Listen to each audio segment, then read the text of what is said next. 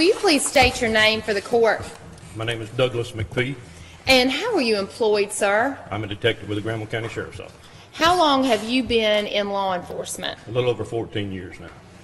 How long have you been with the Granville County Sheriff's Office? My entire career, 14 years. What rank and position do you hold with the Granville County Sheriff's Office? I am a detective with the Sheriff's Office. How long have you been a detective? A little over 4 years now.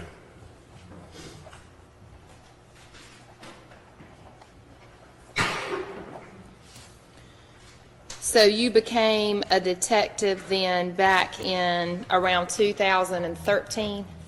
Yes, ma'am. Somewhere around in that neighborhood. Yes, ma'am. And were you so employed as a detective with the Granville County Sheriff's Office and on duty on January the 1st of 2015? Yes, ma'am.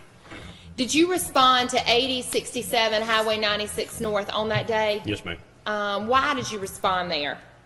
They had been out there the better part of the day. It was originally dispatched as a fire call.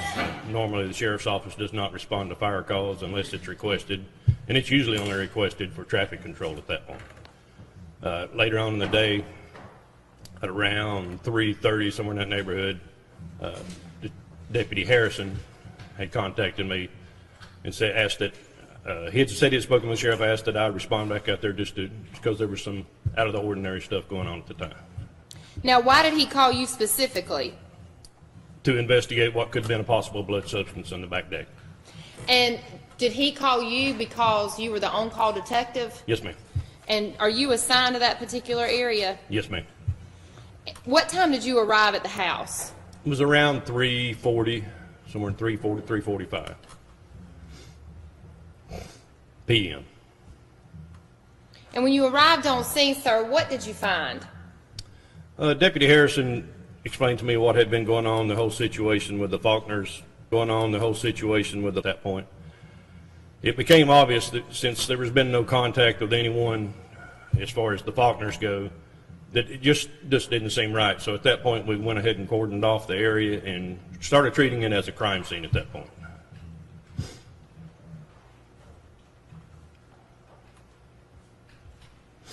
Did Deputy Harrison show you what he believed to be a blood stain there on the back of the steps? Yes, ma'am, he did. And what happened when you saw that? I didn't have some of the equipment needed for them. Some of that I contacted Detective Hayes to come out and pull the blood samples off the deck. Once he did that, we also did some cursory walk-arounds in the area because it was still smoldering at times. And this is a structure fire. We walked around, looked around to see if there's anything we needed to gather under exigent circumstances. There were a few items we did gather. We took the blood samples off the back. We actually took one of the boards off the back deck. We also located a pistol in the floorboard, or in the master bedroom floor. We did not go far into this residence because it's still smoldering and could collapse at any time. We were not in fire gear, per se, to investigate that. May I approach the witness?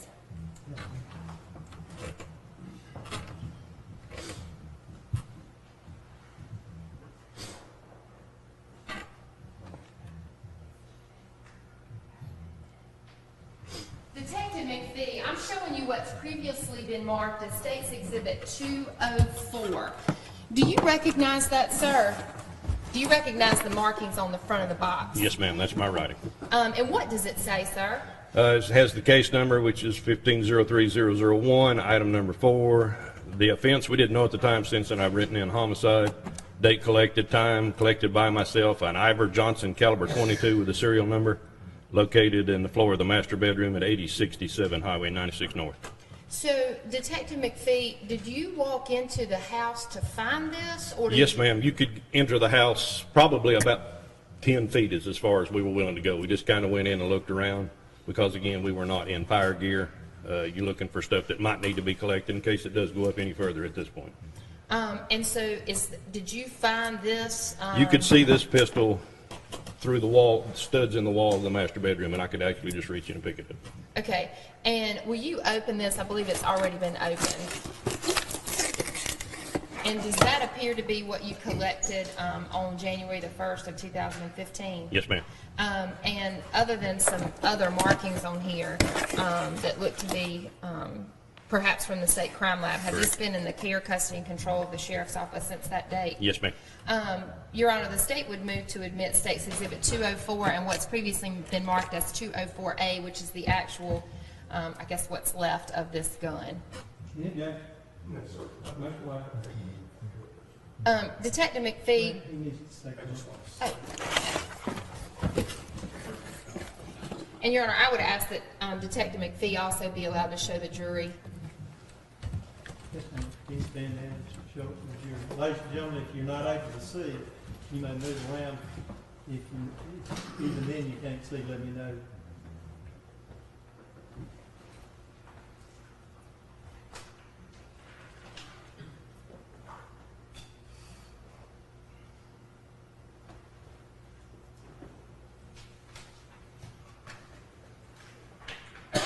Detective McFee, does this appear to be an operable weapon? No, ma'am.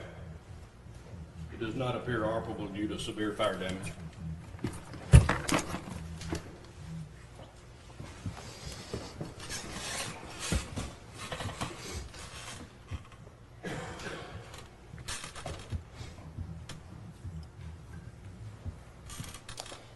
Detective, after you had Detective McFee collect the samples and you collected that weapon, what happened next? Detective Hayes collected samples. I'm sorry, yes, Detective Hayes. What happened next? Once we did the walk around looking for, again, exigent evidence that needed to be collected immediately, we again made sure the scene was collected. Others were notified at the time of sheriff and chief about what the situation may be. Myself and Detective Hayes left the scene to return to the sheriff's office to acquire the search warrant for the residence and curtilage of this 8067. And did you in fact do that? Yes, ma'am. And did you receive a search warrant? Yes, ma'am. And what happened next? Total time it takes to do a search warrant is anywhere from an hour and a half to 2 hours by the time you get all the paperwork done, you find the judge to sign it, and finally get back on scene. So about 2 hours total time when we were away from the scene. When we returned, we were approached by my superiors and told us that there had been a delayed hit on the vehicle involved, Mr. and Mrs. Faulkner's vehicle. They were also advised that there were bodies in the back of the truck at that time. So needless to say, it became a much more serious crime scene at that point. We went from a simple, well, I don't want to say a simple, but a structure fire to a double homicide investigation at that point. So once you got back on scene and you learned that information, what happened next? This had also been a structure fire most of the day. We were contacted that fire marshal had contacted the state SBI arson and they were coming en route to. It was obviously getting dusk at this point. We had the scene secure. We were in no hurry at this point. We still had smoldering fire. We just backed off and kept the scene secure. The fire marshal came. They did what they needed to do.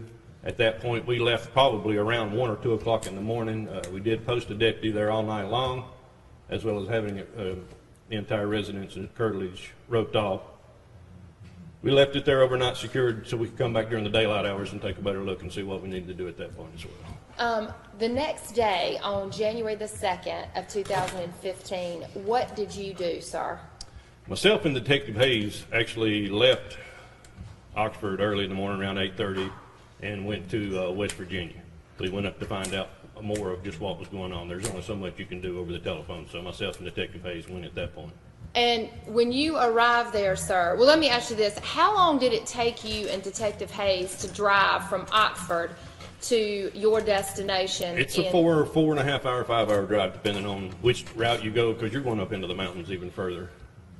So would you say 4 hours, 4.5, or 5 hours? Which one would you say? It took us about 4.5 hours. And where did you go, sir, in West Virginia? We went to Lewisburg, West Virginia, where the incident occurred with the Lewisburg PD. And when you arrived in Lewisburg, did you meet with officers from the West Virginia State Police? Yes, ma'am. We met with the West Virginia State Police, also the Sheriff's Department locally there. They have what used to be a residence that they use for an office in downtown Lewisburg, and that's where we met them at. We went inside, spoke with them. We were able to get the story from them as what happened up there. You know, they weren't aware what all happened at our location, but we did speak with them about their shootout. the suspects leaving in the vehicle. They also gave us the evidence that they had collected from the scene where it had been hidden in the woods. We were able just to gather what we could and get the evidence that they had collected. They were willing to turn everything over to us at that point and just defer charges on their end for now. So when you went to West Virginia, you met with Sergeant Wade of the West Virginia State Police? Yes, ma'am. And did he give you the evidence, as you said, that was buried in the wood line there? Yes, ma'am. On January, did you return to Oxford that day? Yes, ma'am. We left later that evening, and it was again 1 o'clock before we got back. On January the 4th of 2015, did you return to West Virginia? Yes, ma'am. And why did you go there? Again, Detective Hayes and myself went up to West Virginia. At this point, we also took, and I can't remember the gentleman's name. One of them was Mr. Curran, and I'm not sure of the other one. We took 2 different trucks and 2 different enclosed trailers that would haul a vehicle. We went up there just to take custody of the vehicles. We went up to Charleston, West Virginia, which is the northern part of the state. Again, that was probably a 6-hour drive each way. Upon arrival up in Charleston, West Virginia, we did take custody of both vehicles from the West Virginia State Police, secured them in those enclosed trailers, and transported them back. When we brought them back, we put them on Mr. Curran's farm, which was on Highway 50 right at the Granville County line. They were left there overnight, again posted with a deputy at all times, and secured by lock, which I was the only one that had the keys. When you say the vehicles from West Virginia, specifically what cars did you pick up from West Virginia? We picked up a white Suburban with no plates on it at the time. West Virginia had removed the plates. They advised that it was stolen out of Texas. And we also picked up Mr. and Mrs. Faulkner, which is the red Silverado. And did you obtain a search warrant to search the Silverado or the red truck? Yes, ma'am. After securing the vehicles, again, it was late before I got in bed. We got back up the next morning. I met with an SBI agent, and we went to Raleigh with a federal judge down there, and or I don't know if it's a federal judge, superior judge, to have a search warrant signed for the truck. At that point, the truck was transferred from the farm to the state crime lab in Raleigh, where that search warrant was executed and searched. When was the truck searched? The morning of the 5th. Would have been around lunchtime of the 5th, after we got the search warrant. And you said that was done at the state crime lab? Yes, ma'am. And who participated in that search? There were several of us from the sheriff's office that were there, and also the state crime lab did participate in this search warrant. Being that we had the vehicle there, they were able to do the forensic test that they needed to do before we touched the vehicle, before we started tearing it apart and stripping it out. That, we could let them go in and actually get the DNA that they needed, or forensic testing and photographs that they wanted to do before we did our part in. Detective McFee, did you take pictures, or were pictures taken of the process of searching and going through the truck? Yes, ma'am. I took photographs as well as the state crime lab took their own. May I approach, Your Honor?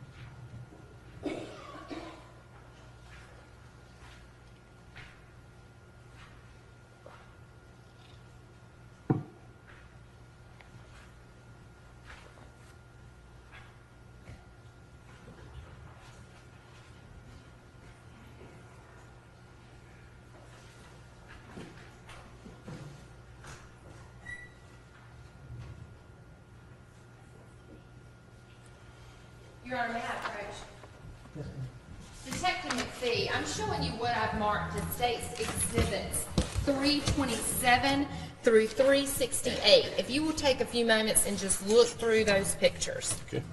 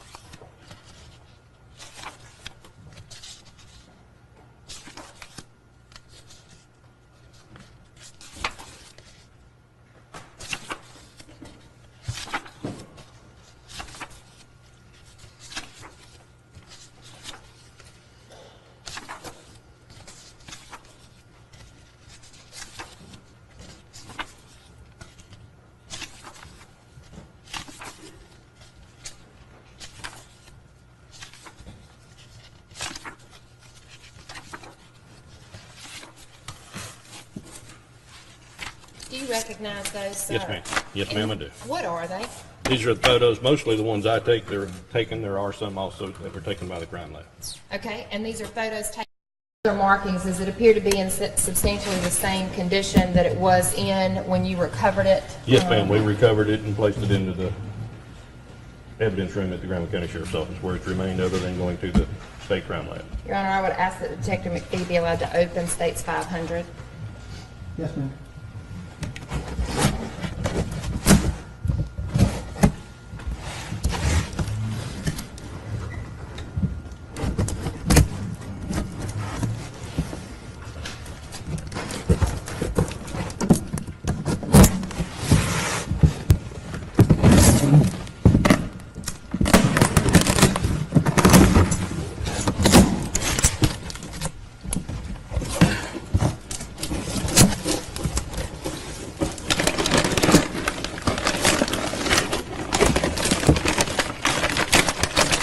What is this, sir?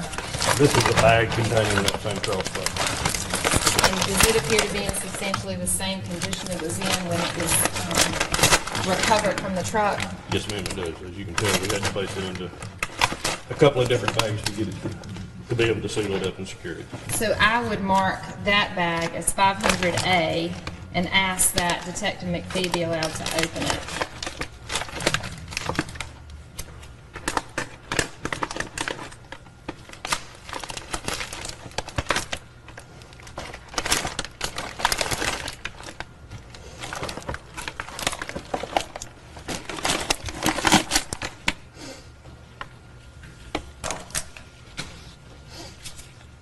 Your Honor, I'd ask that Detective McFee be allowed to open States 500A.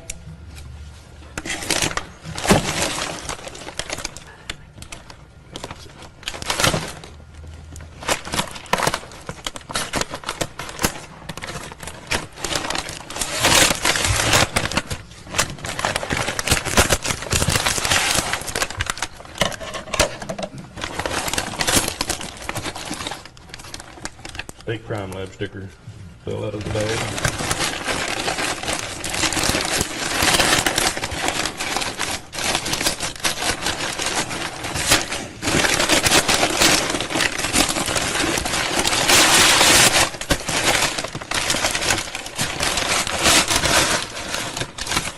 I would mark the contents of the bag, specifically the crossbow, 500.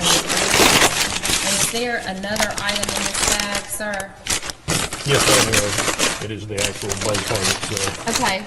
And was this also recovered from the truck? Yes, ma'am. Well, you never could see it because it was buried under some items, but I think we may have one photo that showed it inside the truck. So I'm marking the crossbow that is in the picture on the screen as 500D, and the actual bow part as 500C. Your Honor, the state would move to admit 500, 500A, 500B, and 500C into evidence. Any objection? Yes, sir. That's fine. Your Honor, I would ask that Detective McFee be allowed to hold 500B and 500C one at a time. Yes.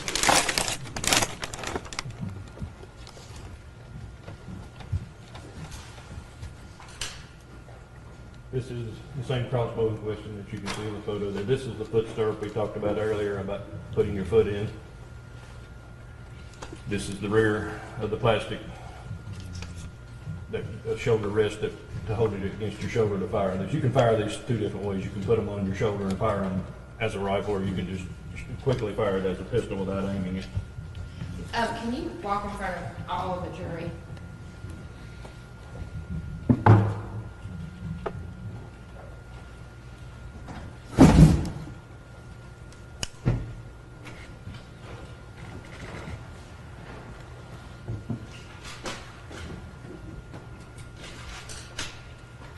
And is the part under the foothold right here at the top, is that also broken? Yes, ma'am. I mean, normally it would be all together. Correct. This would all be one piece. This is molded plastic. Is the stirrup on this crossbow bent? Yes, ma'am, it is. Severely bent. Twisted and bent.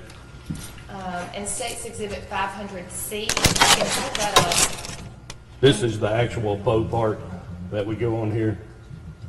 It's normally molded right into this plastic, but it's obviously been broken off as well. And is that what you have to pull back and that's sort of The string are attached, let me set this one down. You would have the bowstring. This would be, if you were to imagine a regular bow and arrow, you would just be pulling it like this. Well, this is turned sideways with your strings on each end attached to the pistol, and you actually pull this lever. You either pull a lever back to tension this, and it will bend this to put the tension on the string, or you can put your foot in the foot stirrup and pull the strings up. But this is what provides the power for this weapon to fire. As you put more tension on it, of course, the quicker it's going to fire. And if you can show that to the jury as well.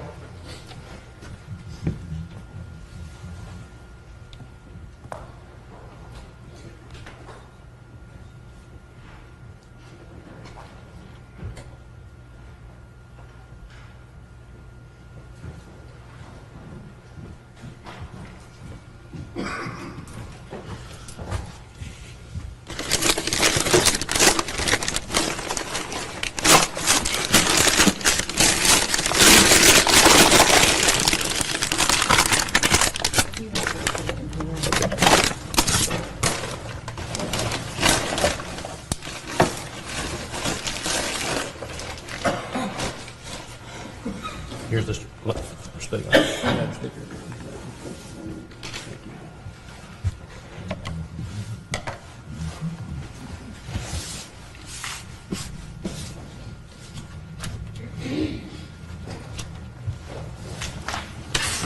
And drawing your attention, sir, to States 349.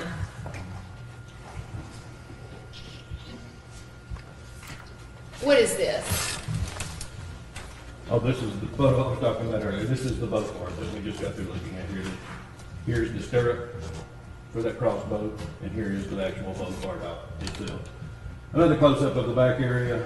You've also got another tennis shoe, which turned out to be a match for the one in front. We just close up, and you can see the chemical residue everywhere throughout here.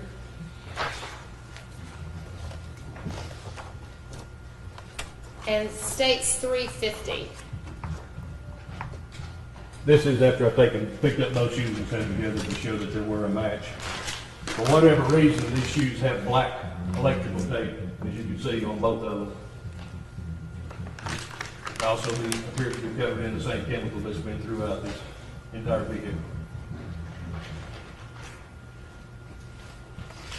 May I approach, Your Honor? Yes, ma'am. Detective McFee, I'm showing you what's been marked as States 501. Do you recognize that, sir?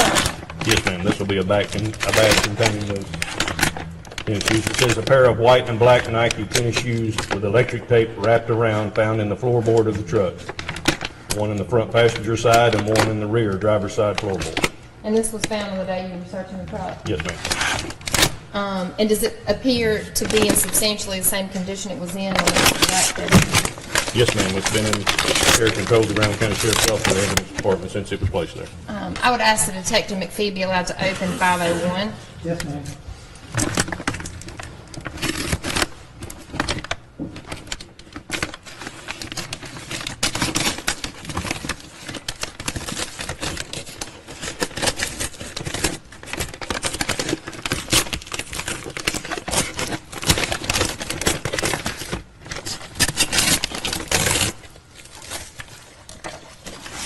I'm marking the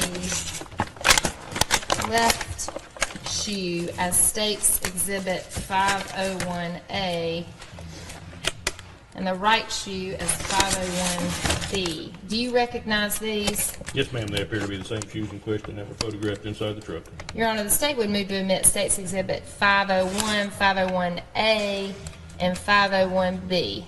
Any objection? Yes, sir. Much allowed. Permission to publish those, Your Honor.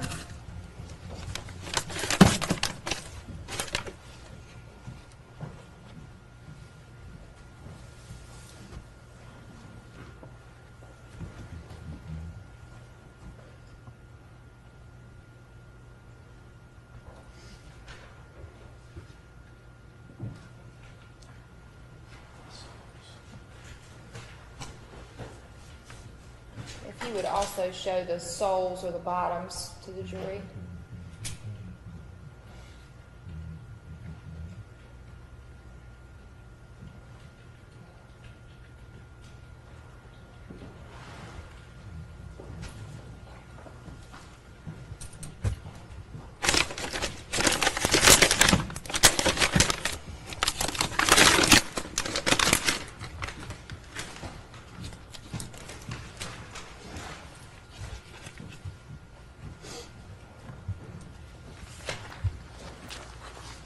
Showing you State's Exhibit 351.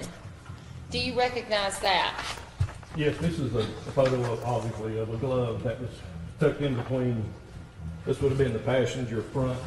This is your center console here, that one that was opened up. But this is where we located this glove. Do you know where, let me ask you this, was the other glove or the match to this glove found? I believe it was, yes. And where was it found? I don't remember if that was the one that was on scene or in the Suburban. I believe it was in the Suburban. State's Exhibit 352. What is this? This is, again, once we backed into the lab, I got up onto a ladder because we wanted to take a photograph of everything, especially the mattress. Now, what we did at this point was we took this mattress out of this cover so that we could. The crime lab wanted the containers or the sheets possibly at some time, but not the mattress itself. So we did end up removing the mattress from the mattress cover. It sits up all the way around. This is an overall photograph of the bed of the truck as we took custody of it from West Virginia once we had got it into our crime lab.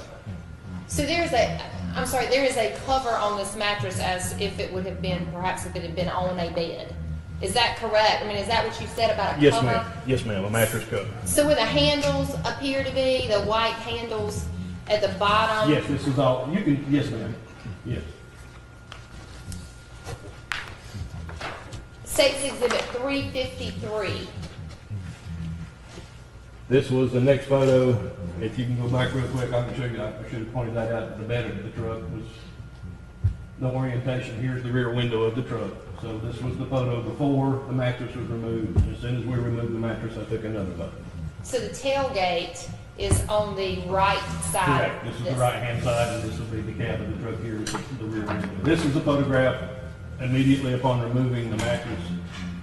And as you can see, the disarray inside here as well is what appears to be blood everywhere. You have some type of chemical sprayer here. You have the handle to several garden utensils. You have a tote lid cover. This appears to be some type of vertical blinds, like on a sliding door. I'm sure you're all aware of the big sliding door blinds. This appears to be either sheets or some type of curtain, possibly with the rivets in it. You have a bleach sprayer box that was also located in the rear. and the tarp. I believe this is the tarp that West Virginia discovered on top of the truck. And they put everything back inside as well as they could. You can also see part of the sheets in the corner that were in the truck when they took it. State's Exhibit 354. This is a close-up of certain areas inside the truck. Obviously, this is the chemical sprayer. Appears to be blood splatter everywhere throughout the truck. This would be the sprayer nozzle itself, and appears to be chemical residue on the tip of the sprayer. And if you can, hold on just a second, Detective McFee. If we zoom in on the chemical sprayer, if you can point out what you mean by. Right, here you can see the tip of this chemical sprayer itself. This would be the release mechanism. You press this to spray. Appears to be blood everywhere back here as well as all over the container itself. You also have the chains and locks that were used to hold that mattress in. State's Exhibit 355. This is a close-up from the other side. I was up on the ladder taking all these photos, so I just tried to get what I could while I was up there. This is a close-up of the bleach sprayer box. Again, you've got these vertical blinds. You also have the channel that I believe those blinds came out of. And again, you have blood throughout the bed of this truck. See, when you say channel that the blinds came out of, the whole mechanism to keep them hanging up over Yes, the ma'am, it door? appears to be the entire thing was just ripped off the wall and thrown in there. State's Exhibit 356.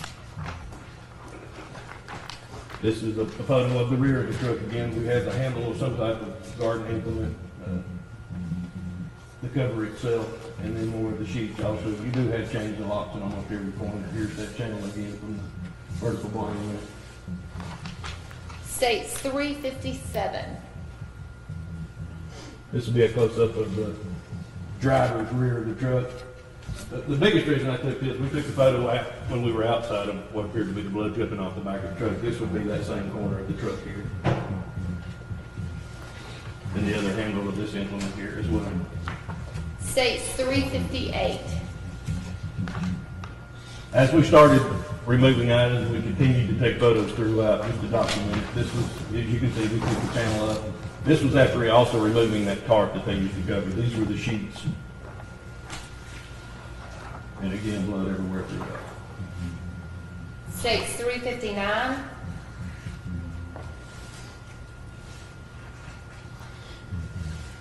These were the sheets that the bodies were wrapped in.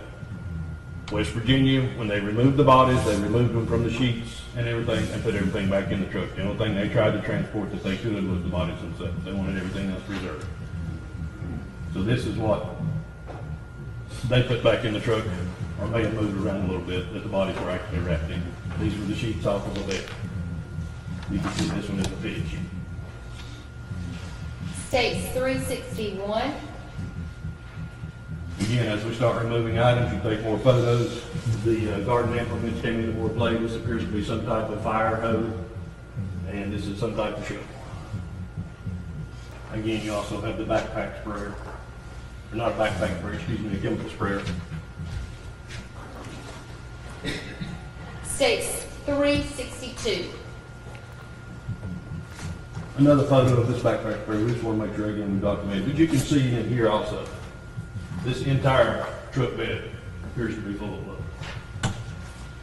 These little grooves, if you've all seen the bed of a pickup truck and know how much you would have to get in here to cover all these grooves. And State's 362. I took this photo just to show that there was nothing between the bed of the truck and the cab other than the chain that was used to secure the mattress and stuff when they were in transport.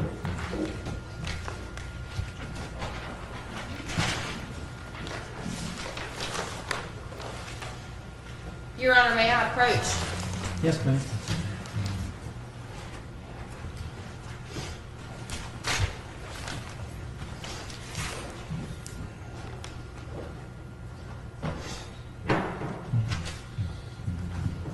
Detective McFee, I'm showing you what's been marked as State's Exhibit 502. Do you recognize that? Yes, ma'am. This is the sprayer box that was located in the photos previously.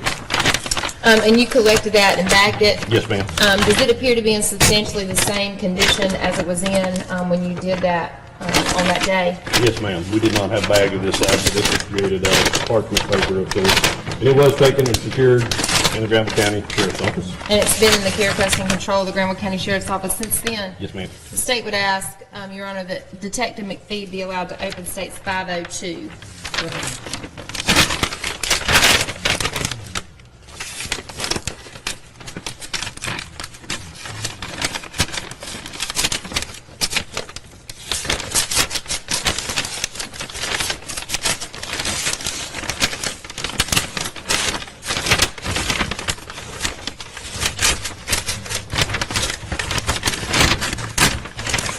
You recognize the contents there? Yes, ma'am. This appears to be the same bleach prayer box that was in the bed of the truck.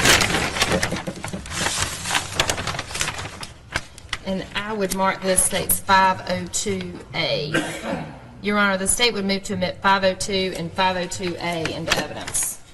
Any objections? That's why, Permission to publish, Judge. yes, ma'am.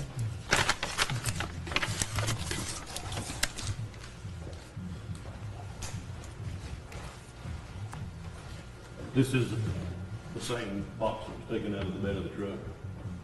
See what appears to be dried blood on it.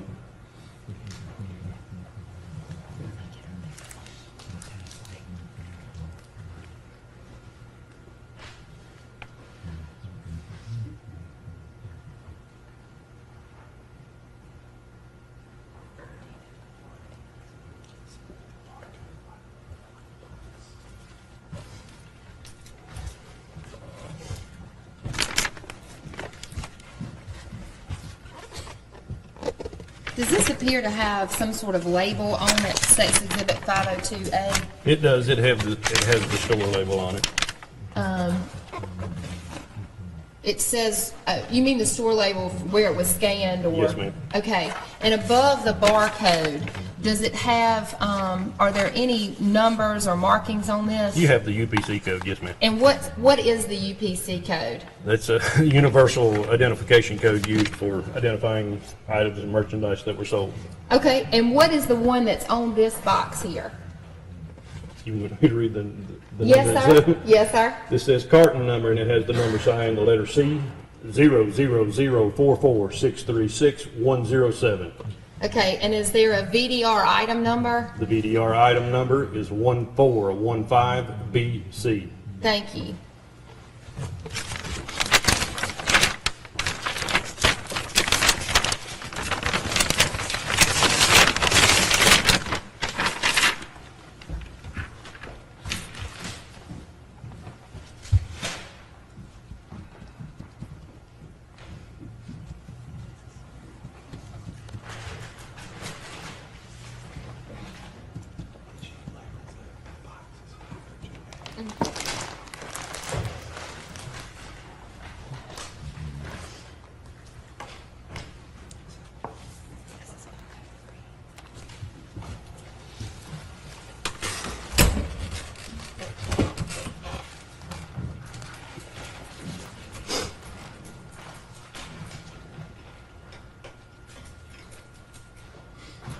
Detective McFee, I'm showing you what I've marked as State's Exhibit 503. Do you recognize this, sir? Yes, ma'am, this is the backpack spray taken from the rear of the truck. Now, you keep saying backpack sprayer. Is it in a backpack? No, ma'am, it is not in a backpack. It is a chemical sprayer that you can carry around by the hand. And how would this work? You mean, how does this item work itself? Yes. You place it on the ground or have someone hold it, and this handle will unlock, and you keep pressing the handle down till it compresses the air inside of the chamber itself, and when you smash the yellow button, it releases whatever the chemicals or water or whatever you have inside of it. So in order for this to spray, you have to physically pump it and then press the handle to spray it. Is that correct? That is correct. And is this the bleach sprayer, smart bleach sprayer that was found in the back of the truck on when you were searching it there at the SBI lab? Yes, ma'am. Your Honor, the state, is it in substantially the same condition it was in when you collected it? Yes, ma'am. It's collected and taken to the sheriff's office, placed in our evidence. Your Honor, the state would move to admit State's Exhibit number 503. Any objections? No, sir. That's why, And Your Honor, I'm going to keep it sealed. I would just ask that Detective McFee be able to show it to the jury. yes, ma'am.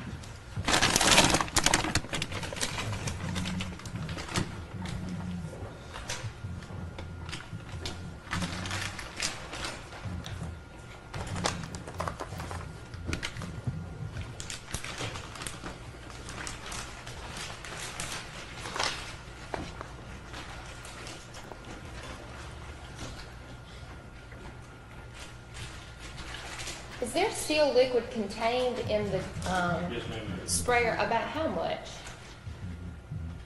Probably about maybe a half a gallon. I don't know that much. So, where do you see it physically on the sprayer? Like, if you can. Okay. And if you can make sure that other jurors can see that, where you pointed that out. Here's the head liquid, just below this level. Does that appear to have been fingerprinted? Yes, ma'am, it does. And there were no identifiable prints that were lifted from that? No, ma'am, not that I'm aware of.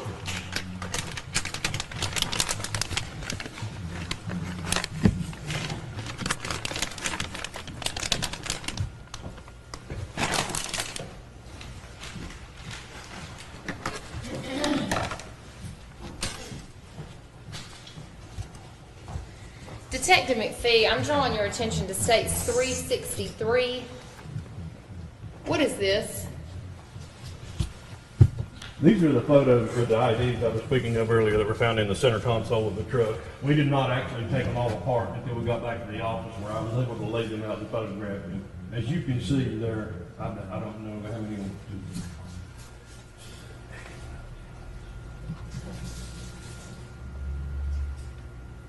Approximately 28 different IDs here. And how are they packaged? They were all packaged together. This is also an address book of sorts that all folds and collapses into itself where you can write phone numbers, names, addresses down. All of these were together in one bundle wrapped with a rubber band. Drawing your attention to States 364. What is that? These are the telephones I spoke of earlier. We saw one that was located in the driver's floorboard without the battery. The other one was located in the center console without a battery as well, but both batteries were inside of that console. And did you power these phones up and determine who they belonged to? Yes, ma'am. It was fairly obvious once you put the battery in and powered them up, they did belong in Jerome and Dora. Now we did, and confirmed that it was their phones, but it was fairly obvious when you look at caller ID and the contacts inside who they belong to. And I'm sorry, who did you say they belonged to? Jerome and Dora Faulkner. And you said, were both of these phones found in this condition? Yes, ma'am. The one in the floorboard had no battery in it. The one in the center console had no battery in it, but both batteries were in that center console, but not in the phone itself.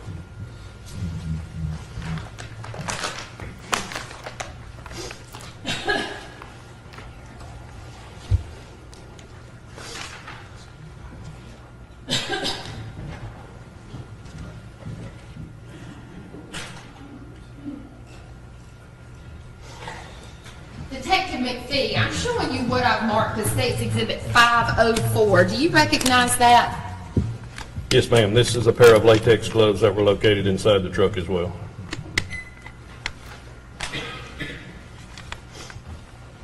And were they found in the front, did you say in the front floorboard? Yes, ma'am, and I believe it was the front passenger floorboard. One of the photos, all you saw was a little bitty piece of the blue strip in the front passenger side floorboard underneath one of the shoes, or right close to one of the shoes in the earlier photos. So I'm showing you that photo, Detective, if you can point Yes, ma'am, out. they were located underneath this shoe here. So we're going to zoom in that a little bit. Is that where they were located? Yes, ma'am. And are those in fact the gloves that you have there that you removed from the truck on that day? Yes, ma'am, we collected gloves and placed them into evidence at the sheriff's office. And if they've been in the care, custody, and control of the Grove County Sheriff's Office since then? Yes, ma'am. I would ask that Detective McFee be allowed to open State's Exhibit 504. Yes, ma'am.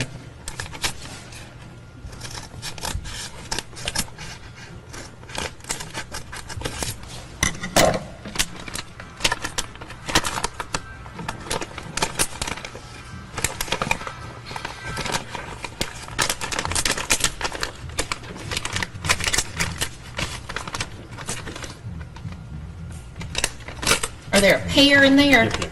You want both that?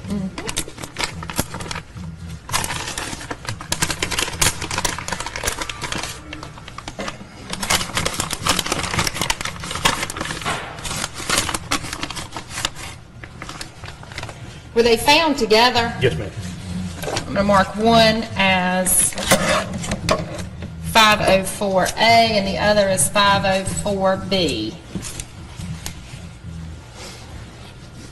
Your Honor, I would move to admit 504A and B into evidence. Any objections? No, sir. Motion line. Just ask that Detective McFee be allowed to hold those up.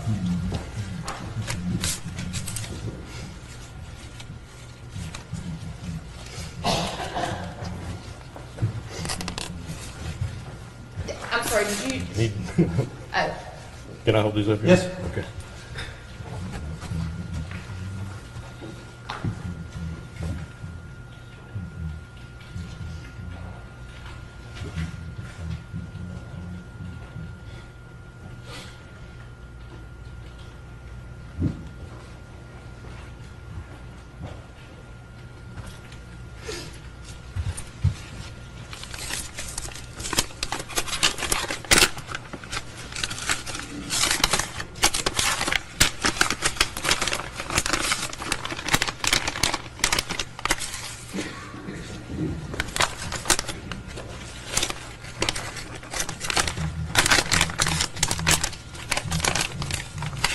So, drawing your attention, Detective McFee, I think you can have a seat. Okay.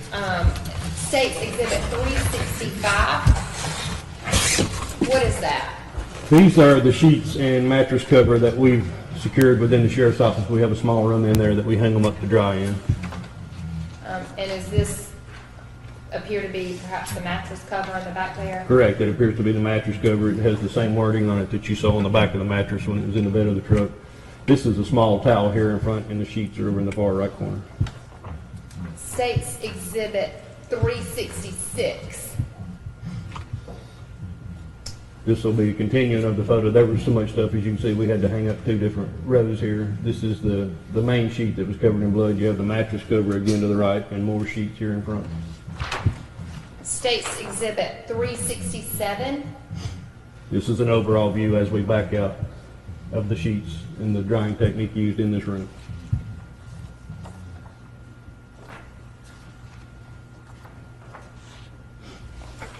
And 368. Again, this is the same area. This is a close-up of the main sheet that is obviously covered in blood.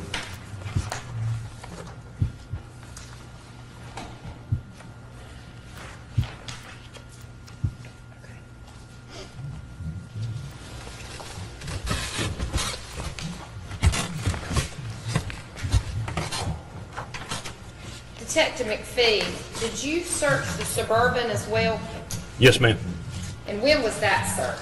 That was done on the 13th, I believe. And where was that search conducted? That was conducted at our satellite office down in Butner. And who participated in that search? There were several of us from the Sheriff's Department again. We also contacted State Crime Lab and set that date so that they could come up and work that vehicle as well. Since they had already done the truck, they were aware of what was going on and what we needed. We allowed them to come in, and it worked out well that way. And so it was you guys and the folks from the crime lab? Yes, ma'am. And did you obtain a search warrant for Yes, ma'am. the Suburban? Yes, ma'am. When you opened up the Suburban, describe what that looked like. The Suburban, the interior of the Suburban. This is one of the largest family vehicles made, and it was absolutely packed to the gills. You couldn't have got. The front passenger area was the only thing that there was any room left in. The vehicle was just packed completely full. And describe the process of searching the Suburban. Again, once we unloaded it, we photographed it. When I do a search, I go back to the same search I did in the first one. I start in the driver's side area, and I work counterclockwise around. So it would, in this case, it would have been the driver's front, driver's rear. There are 3 rows of seats in this vehicle as well. Of course, we couldn't get to the 3rd row till we emptied everything else. We left the back alone again until we got the main driver and passenger areas done. So I did the passenger front, the driver front, the driver rear. We went around to the passenger front and the passenger rear. And were photographs taken that day? Yes, ma'am. Again, most of the photographs are here. I believe all of these photographs were taken by me.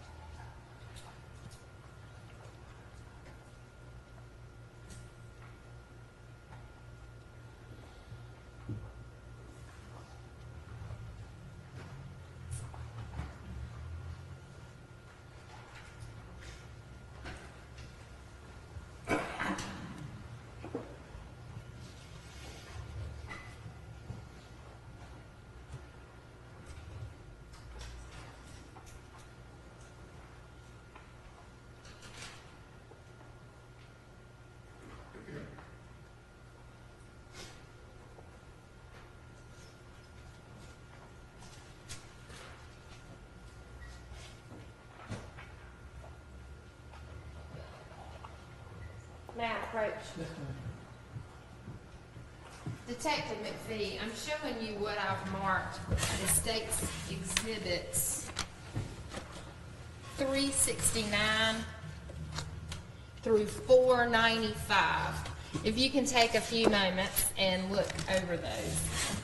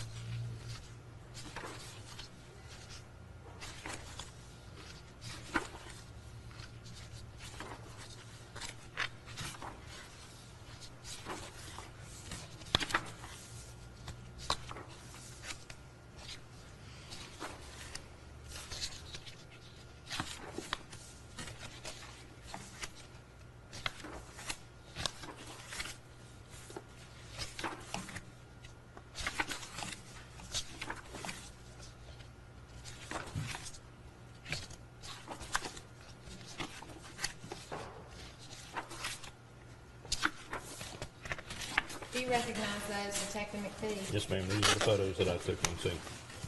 I'm sorry? These are the photos that I took of the Suburban. And do they fairly and accurately represent the way that it looked and its contents looked on January the 13th of 2015 as it was being searched? Yes, ma'am.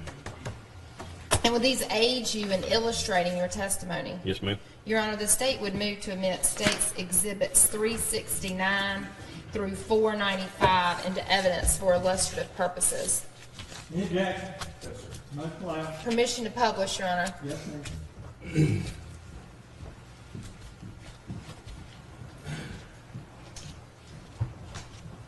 Detective McFee, I draw your attention to the TV screen again. What is this? This is State's Exhibit 369. This is, as we opened the back of the trailer at the sheriff's office down in Butner, we backed it up here and unloaded it and backed it into a bay, and I just wanted photographs showing that it was still secure as we removed it. So the truck was in its own enclosed vehicle, and the Suburban was in a totally different one. Is that correct? That is correct. And you guys just caravanned back? Yes, ma'am. When we traveled from West Virginia, both vehicles were together up until the day that we removed the truck to take it to the crime lab. At that point, the Suburban and trailer were kept enclosed and locked in the Creedmoor Fire Department until we could get back and get the search warrant done for this. This was done under guard with a deputy on scene guarding this trailer the entire time as well. So the whole time it was at the Creedmoor Fire Department? That's... Yes, ma'am, as well as the current farm, and then moved to the Creedmoor Fire Department. There's a log of the officers that actually sat here and guarded this truck. And drawing your attention to States 370. Again, this is photos as we removed. I wanted to show that the seals had not been broken. The only door that had been opened in this one was the driver's side door. And did West Virginia seal this? Yes, ma'am. States Exhibit 371.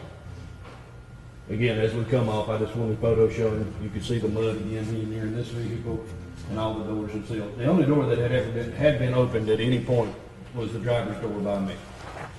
States Exhibit 372. This is showing the rear of the vehicle and the seal is still in place. There is no tag. West Virginia did keep the tag because that was the basis for their entire stop, was the stolen tag. 373. This will be the passenger side. You can see the door still sitting. 374.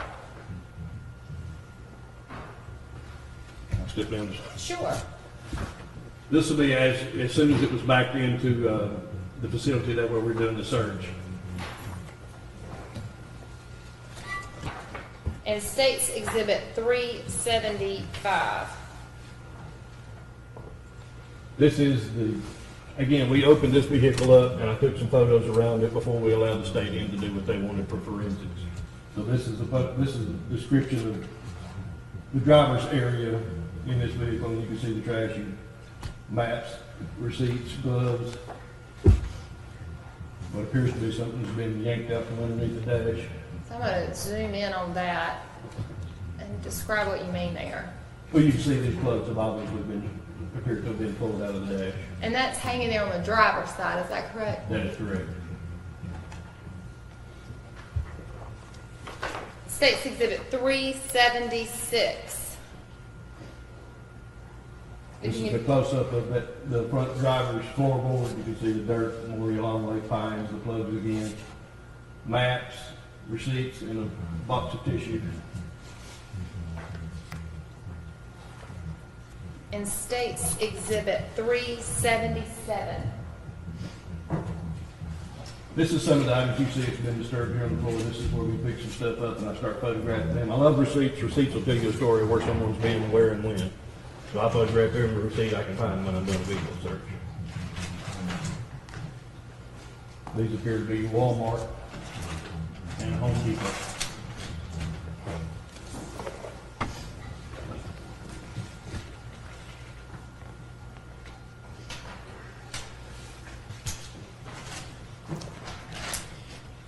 In this picture, Detective McFee, I'm drawing your attention to the floorboard there beside the box that says Simply Soft. Yes, ma'am.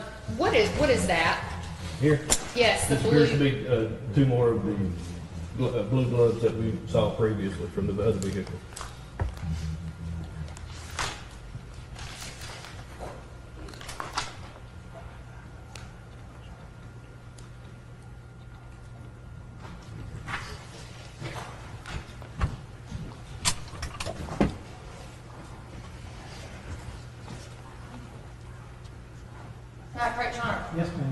Detective McFee, I'm showing you what this bit has been marked as states 505. Do you recognize that? Yes, ma'am. And what is it? It's a box containing blue latex gloves, appear to be blood-stained, found on the floor of the driver's side. And are these gloves that were found there? Yes, ma'am. And they were packaged and put in the care, custody, and control of the Greenville County Sheriff's Office? Yes, ma'am. And have they been are they in substantially the same condition that they were in when they were collected? Yes, ma'am. Are there additional markings on this? Yes, ma'am. The state crime lab has looked at this. Your Honor, the state would ask that Detective McFee be able to open states 505.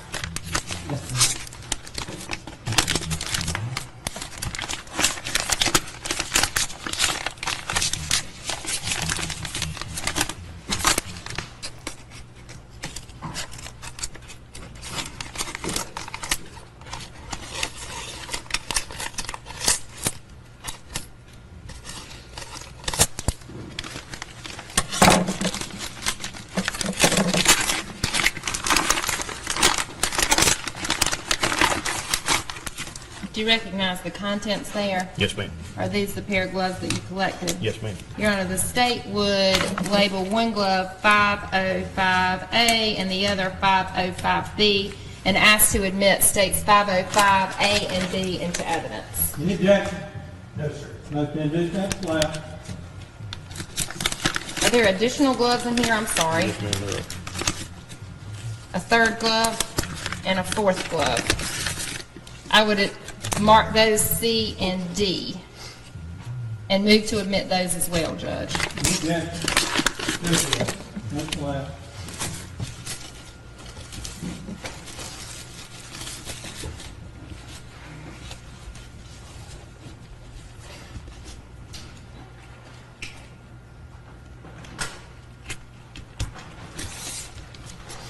If you can hold those up.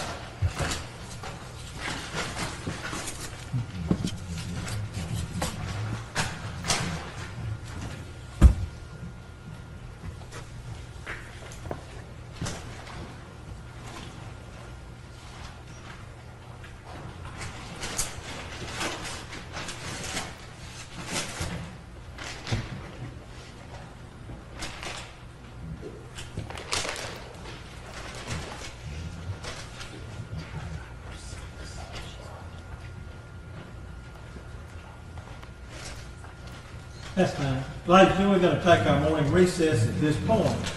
During our morning recess period, it is your duty not to talk among yourselves about this case. You do not talk to the parties, the witnesses, or the lawyers about anything at all. Further, you do not to talk to anyone else, allow anyone else to talk with you to say anything in your presence about this case. If anyone does that, then you let the sheriff know about it immediately to the scene. Have no contact, communication with anyone participating in this trial. Don't do any individual research or investigation on your own about any issue in this case. Stay away from smartphones. And do not form or express an opinion about this case during this time. In fact, while everyone else will remain seated, I'm going to excuse these 17 of you and ask that you return and assemble in the jury room at 11:30. Again, we go by that clock. Take your excuse. The sheet's number and the South Boston, Virginia address. State's Exhibit 385.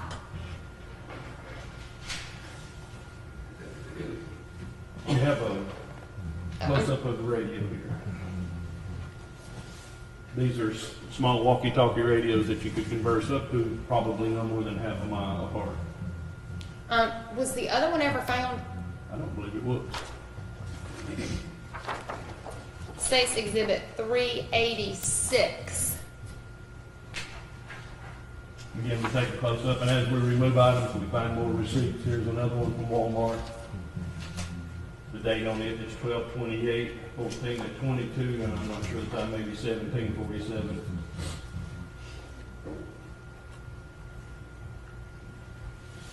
Yes, appears to be 22/17/47, which would be 10/17. And can you tell where that is from? This is from Kannapolis, North Carolina. It tells you up top it'll be the Walmart as the manager's name, Supercenter Drive Northeast in Kannapolis, North Carolina. May I approach? Yes, ma'am.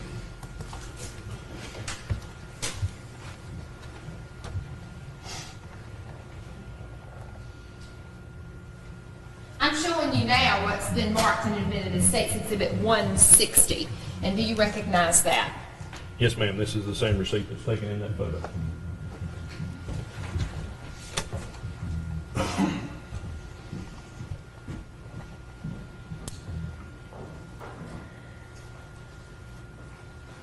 Drawing your attention now to State's Exhibit 387. What is this?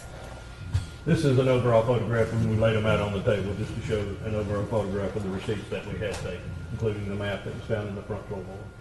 So if I can draw your attention back to State's 386, there are 2 receipts discovered and seen in that, is that correct? You can see one here and one here, yes, ma'am. Okay, and so the one that's behind the Kannapolis receipt is in State's Exhibit 387?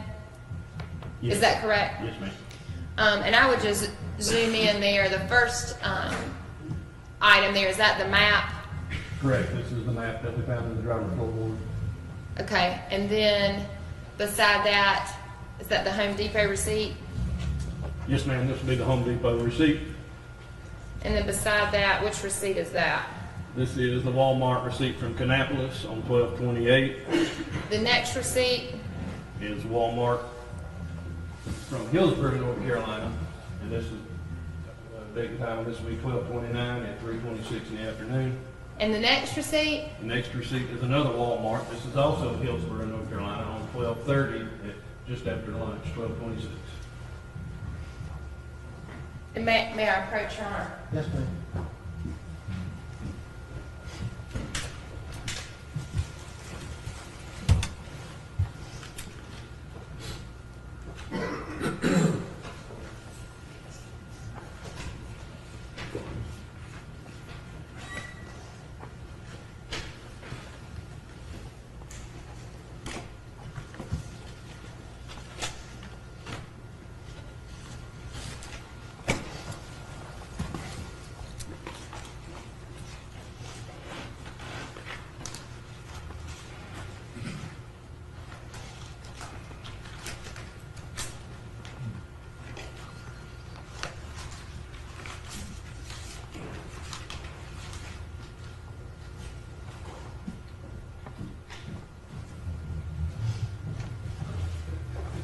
And is the Walmart from Hillsborough on December the 31st, is that what you found behind the Kannapolis receipt there? In State's Exhibit? This, Right there? this particular one here. Yes. Yes, ma'am. I believe that the actual date's 12/30. Okay.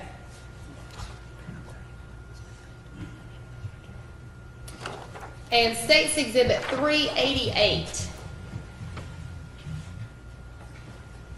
This is a receipt from CVS Pharmacy, dated December 28th, 2014. The address here is Suburban, Georgia. Is that the same place that the map is from? Yes, ma'am. And number 389. What is this?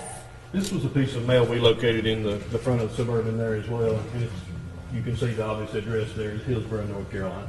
And what is the road there? Pronounced Huff Road.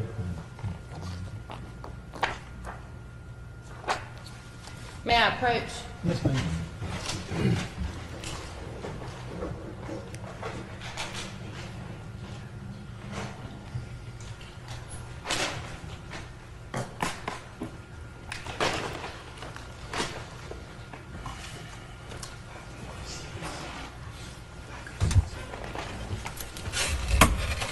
Detective McFee, I'm showing you what's been marked as State's Exhibit 506. Do you recognize that, sir? Yes, ma'am. This is an evidence bag containing the maps and receipts that were found in the front floor and seats and on the console. And that was a Suburban? Yes, ma'am. And did you package it in this bag? Yes, ma'am. And has it been in the care, custody, and control of the Greenville County Sheriff's Office since then? Yes, ma'am. Does it appear to be in substantially the same condition as it was when you bagged it? Yes, ma'am, it does. No, the state would ask that Detective McFee be allowed to open 506. He may do so.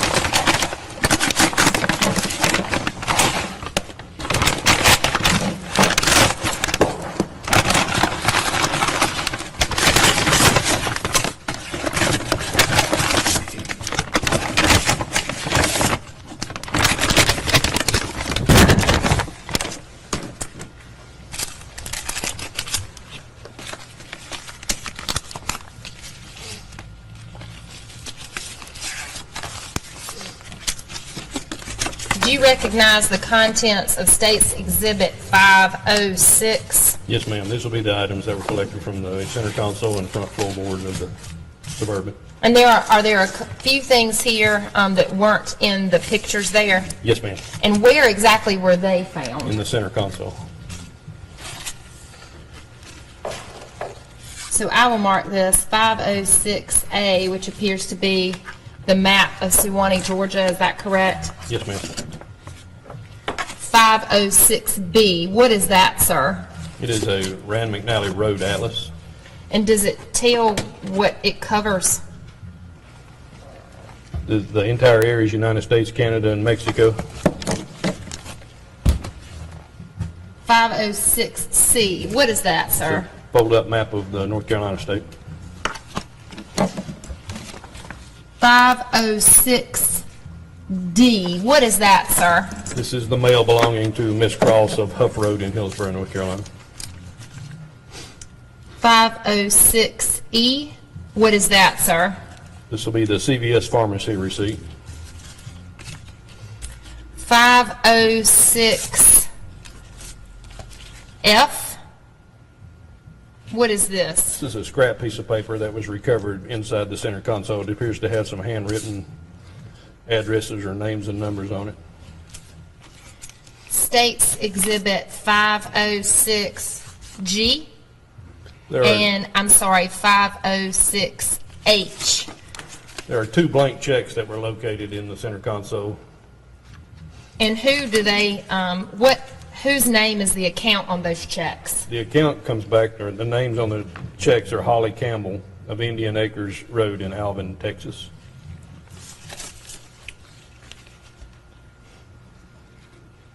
$506I, It's a copy of a temporary driver's license, I guess, from the the Texas Department of Public Safety. and who is it in the name of? Edward Campbell. And 506J,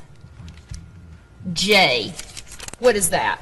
This will be the Sheets receipt taken from South Boston, Virginia.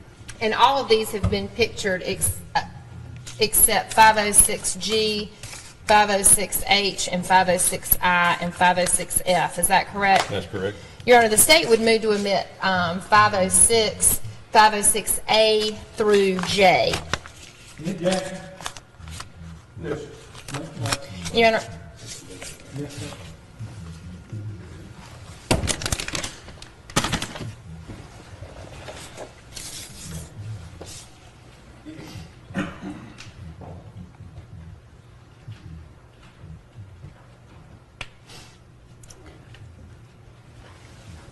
and I would just ask to publish State's Exhibits 506H, G, I, and F. I believe everything else has been published. Well, maybe not 506C. I would ask to publish those to the jury just by Detective McFee holding those up.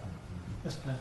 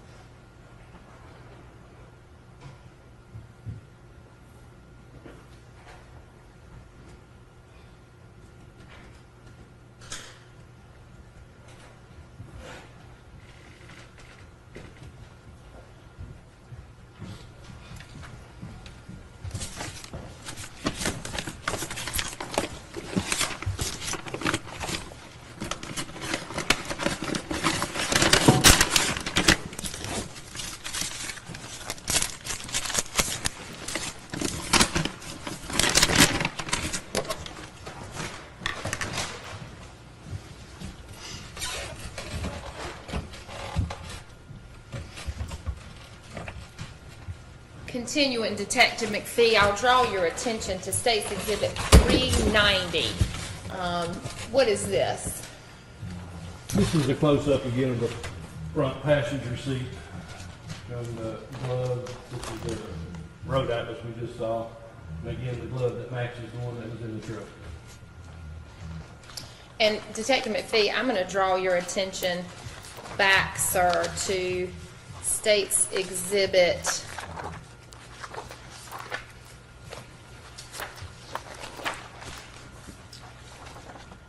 382. And if I may approach. Yes, ma'am.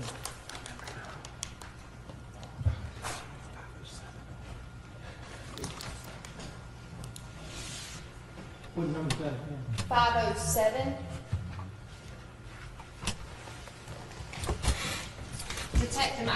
Detective, I'm showing you what I've marked in State's Exhibit 507. Do you recognize that, sir? Yes, ma'am. This is the atlas that was recovered from the passenger front floorboard of the Suburban. And did you package it this way? Yes, ma'am. And does it appear to be in substantially the same condition that it was in? Yes, ma'am. When you packaged it? Yes, Has ma'am. it been in the care, custody, and control of the Graham County Sheriff's Office since then? Yes, ma'am. Your Honor, the state would ask Detective McFee to open State's 507.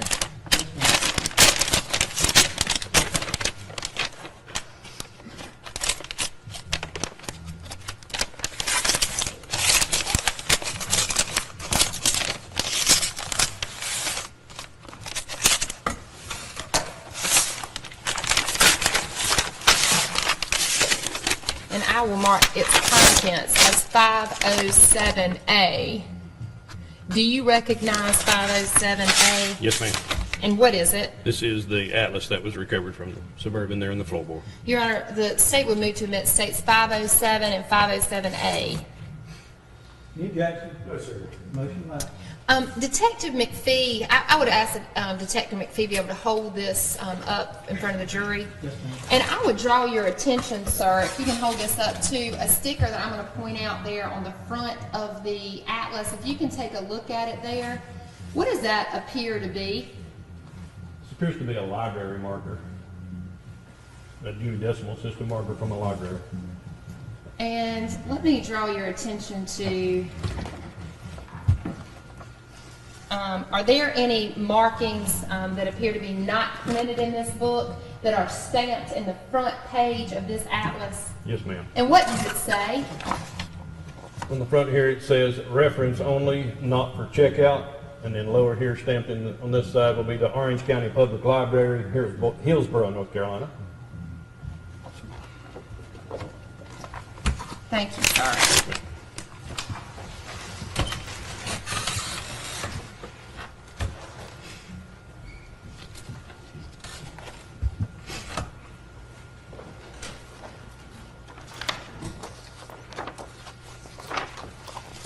And drawing your attention back, sir, to State's Exhibit 390. And if I may approach. Yes, ma'am.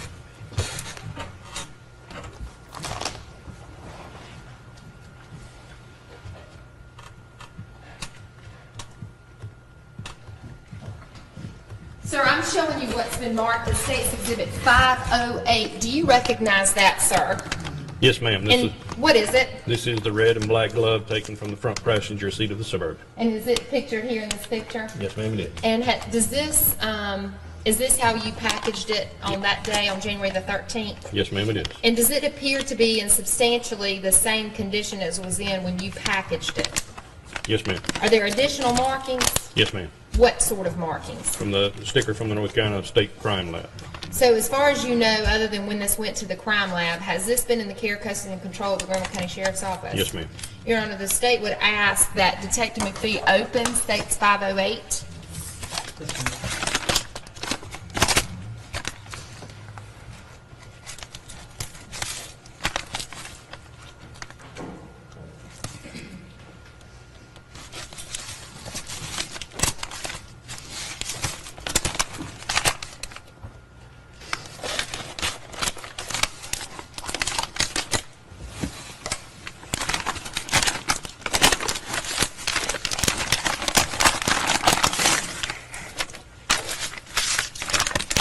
I would mark this as 508A. Do you recognize that? Yes, ma'am. This is a glove taken in that photo right there. Your Honor, the state would move to admit states 508 and 508A. Any objection? Yes, sir. Mr. Lamb? And if Detective McFee could just hold that up in the word of the city, 508A.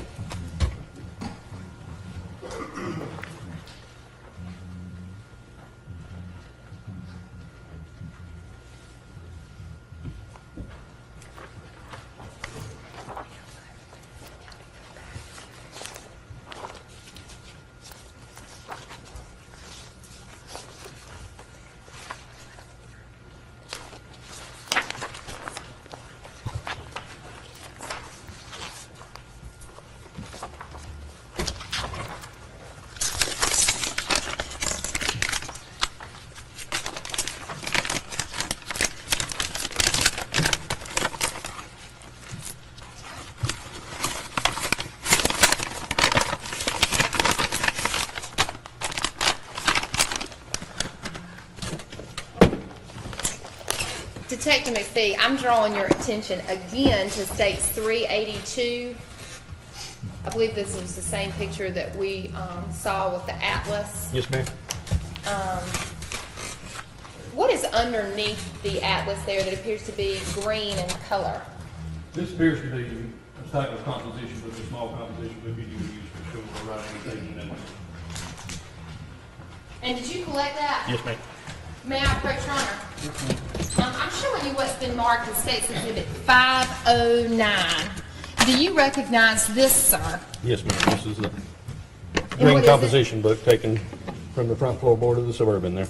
And did you package it on that day? Yes, ma'am. And was it put in the evidence of the Graham County Sheriff's Office? Yes, ma'am, it was. And does it appear to be in substantially the same condition that it was in when it was collected? Yes, ma'am, it does. And has it been the care, custody, and control of the Graham County Sheriff's Office? Yes, ma'am. Your Honor, I would ask that Detective McFee open States 509. Yes, ma'am.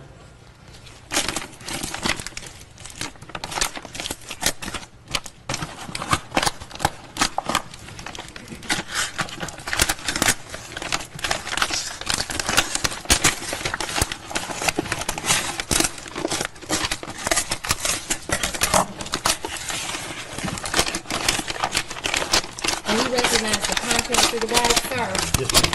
And what is in there? This will be the green composition book. Just the one that's shown in the picture? Yes, ma'am. Taken from the front floorboard of the Suburban. That I will label 509A. Your Honor, I would move to admit into evidence states 509 and 509A. Any objection? Yes, sir, but I would like to just, Yes, sir.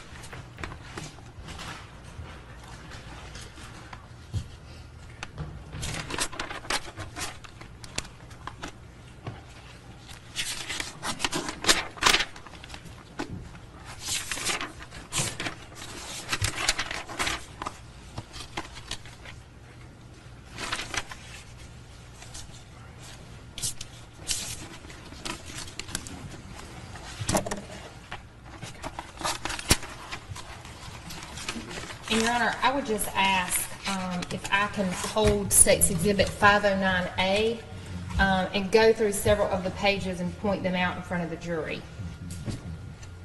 Yes, ma'am. So Detective McFee, if you can come around here and just read for the jury what you see on the first page there. At the top, it says John's B-Day, which I would mean birthday, March 5th. John Hilson Hillman, Durham, North Carolina. Hospitals, Raleigh. John Vernon Hilson, a license number. RN permanent license. Original date 1/10/03. Confirmation number that has been crossed out. Compact status.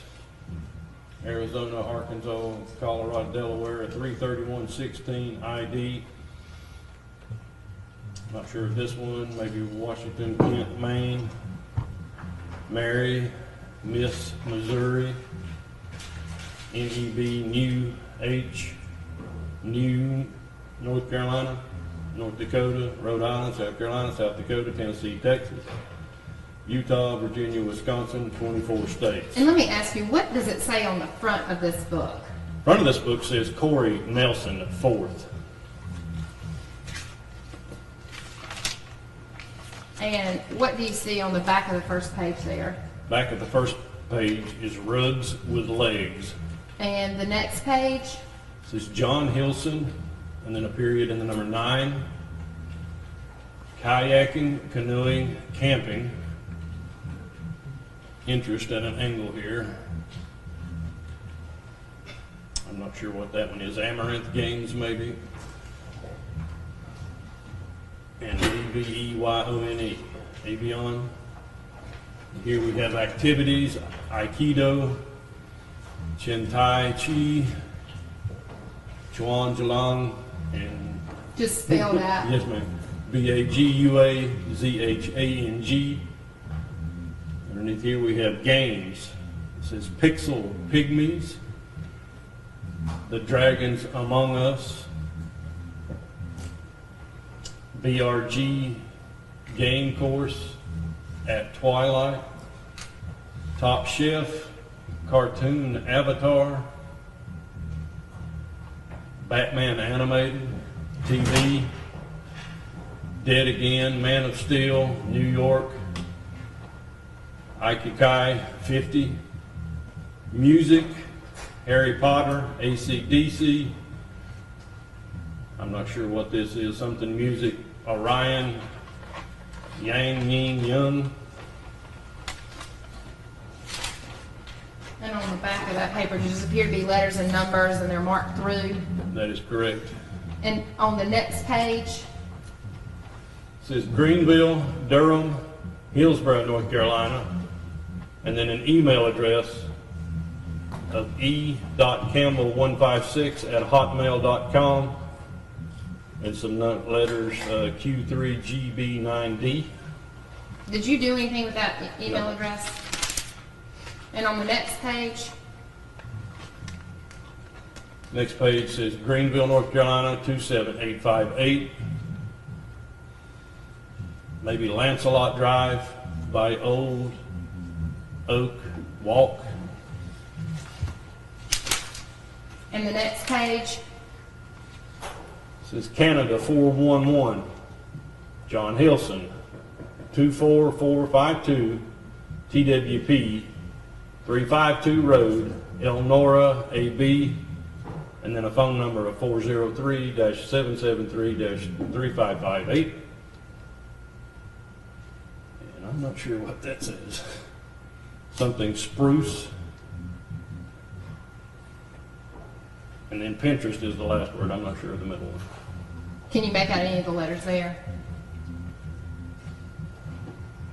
Is it possible that may say Twitter? Could very well say Twitter. It may be MySpace, Twitter, and Pinterest. The next page,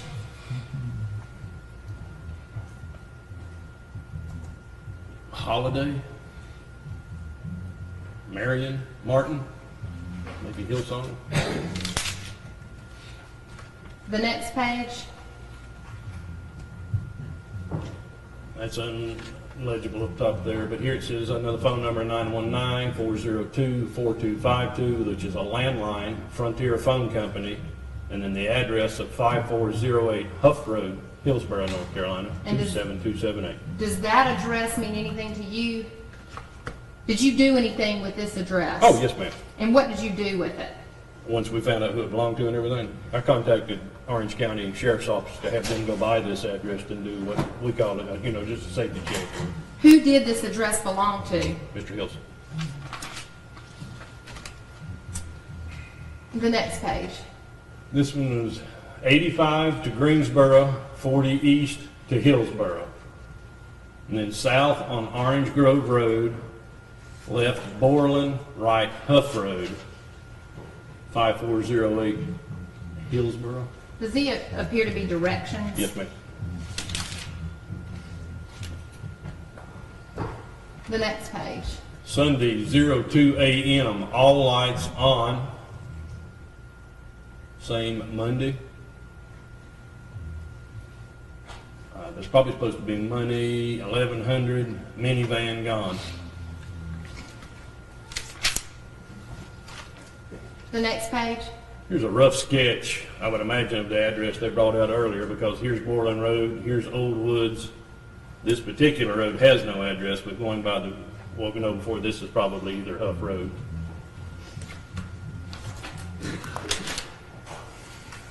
Next page. Per capita income. Is there anything on the next page? Next pages are blank. They're blank again. What does that say? This is the same name we had before. It appears to be Hillary Martin, and then another email address, kempaaron@hotmail.com, undercover, underwear. Can you tell whether these are the same or two different sets of handwriting to you? Appears to be two different sets. And this slip This- of paper that was, This receipt was also inside the book. It says, welcome to the Orange County Public Library. This pass is valid only for today. The date on it is 12/30 of 2014. did you contact the Orange County Library? Yes, ma'am, we did. Were you able to find any surveillance video or who this ID belonged to? No, ma'am, a temporary ID they do not assign anything to, and they could not find any activity with this particular temporary ID. Are there any more pages that you can see are written on in this particular notebook? No, ma'am, the rest of the notebook appears to be empty. Are there pages that appear to be ripped out? Yes, ma'am.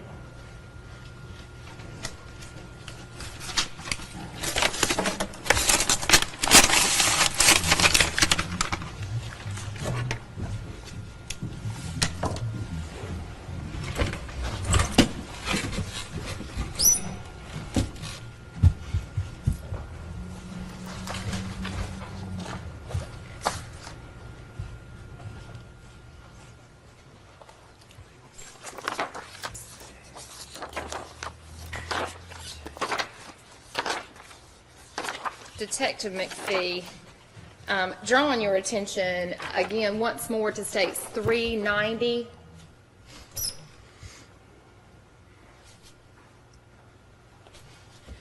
And the book there that has the cactus and looks like some green stuff. Yes. Yes, ma'am, this was, I believe, the atlas that was taken earlier. And is that the one we admitted into evidence Yes, with ma'am. the other fold-out map and the receipts and that sort of thing? Yes, ma'am. Drawing your attention to states 400. This was, as soon as you open the rear area behind the driver and passenger, this will be the middle seat. There's actually another row of seating in this vehicle as well. But this just shows you just how packed this vehicle was. These are obviously tubs. Here is the clothes basket I referred to earlier that's poking between the front seats. It's just how much stuff they have in here. And states number 401. We started taking close-ups, of course, of each area. Here you've got some food, some mud. This appears to be the top of some type of pump sprayer, cast iron skillet.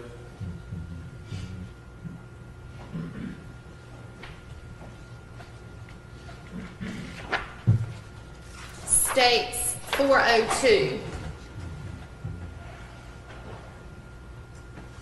These, again, we just take photos of certain areas. We have a plug here.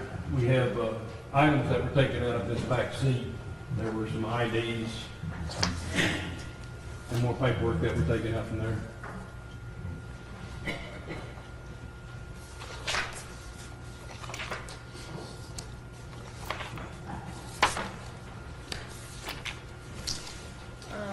And when you say IDs, what sort of IDs were taken?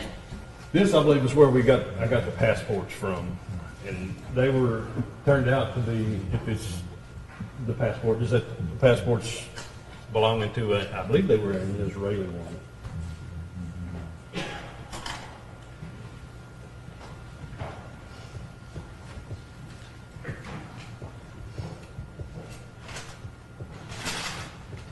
And I'm sorry, what did you say about the passports?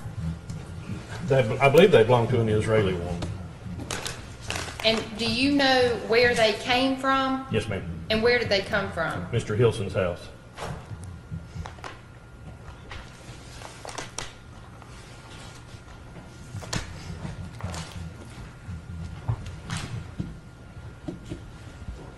I'm showing you what's been marked as State's Exhibit 510. Do you recognize that?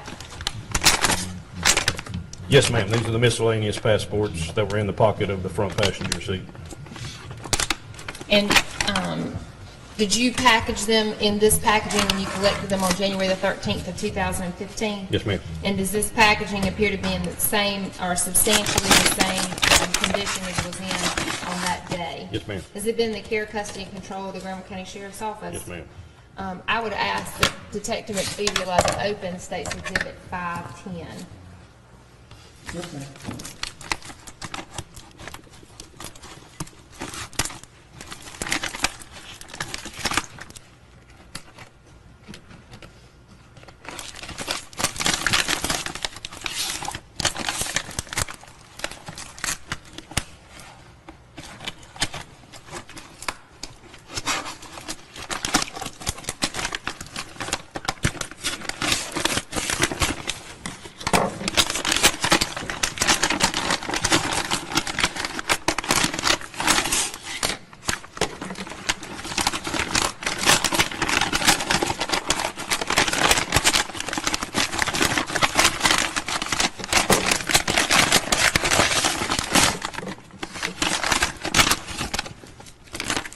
Do you recognize the contents there? Yes, ma'am.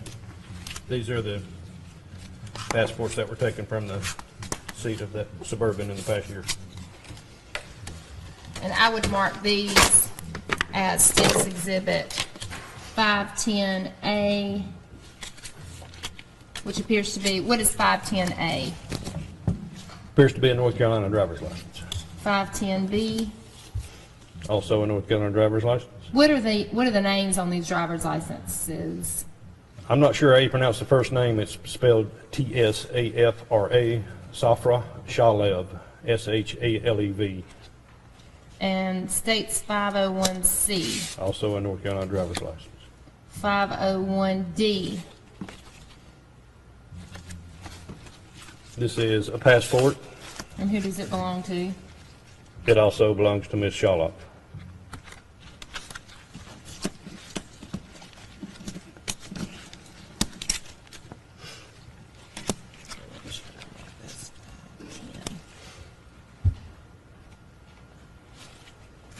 And 510E, Also a passport belonging to Miss Shalev. 510F, Another passport belonging to Miss Shalev. 510G,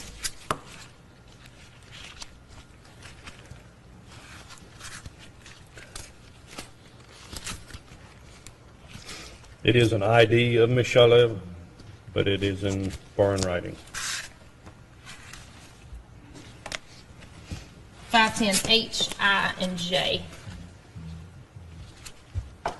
H is a passport belonging to Miss Shalev. I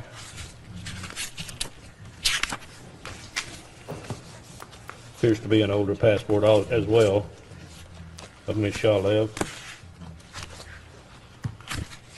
And J as well, a passport belonging to Miss Shalev. And did you take individual or did you take pictures of those passports? I do not remember.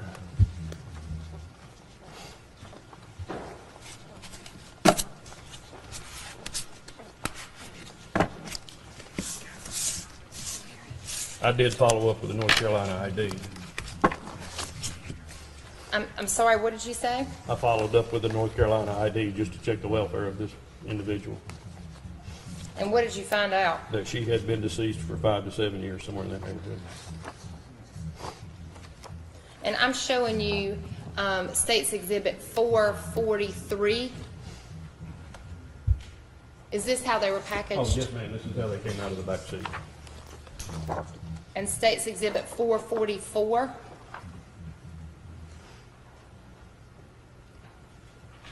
These are the passports and IDs, as we should have them out on the table there, yes, ma'am. And State's 445. This is the close-up of the North Carolina ID showing her name and the driver's license number.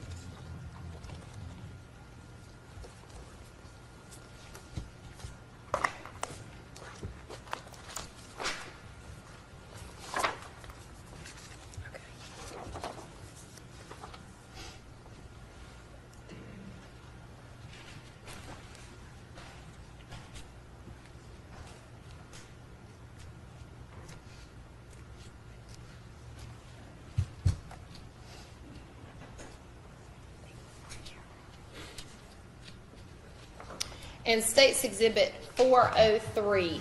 What is this? This is another photo of the back seat area, just overall photos. We've got the blue totes in here that just packed everywhere. Some with this, some with that. You also have a sleeping bag on top, and again, the clothes basket. State's Exhibit 404. This will be the driver's side rear. In other words, the door behind the driver's door. You can see again, everything in the place is packed. You have mud everywhere. You have another blue tote here. You had some food items. You also have a black, looks like a shaving kit case there. And did you open and take pictures of the contents of the shaving kit? Yes, ma'am, we did. And I'll draw your attention to State's 405. What is that? This is the contents of that shaving kit when we opened it. Appears to be various pill bottles. And I'll draw your attention to State's 406. What are those? Close up again of the pill bottles. You have Jerome Faulkner's name on this particular prescription.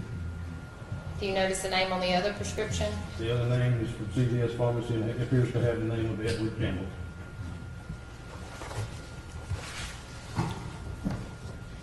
Showing you State's 407.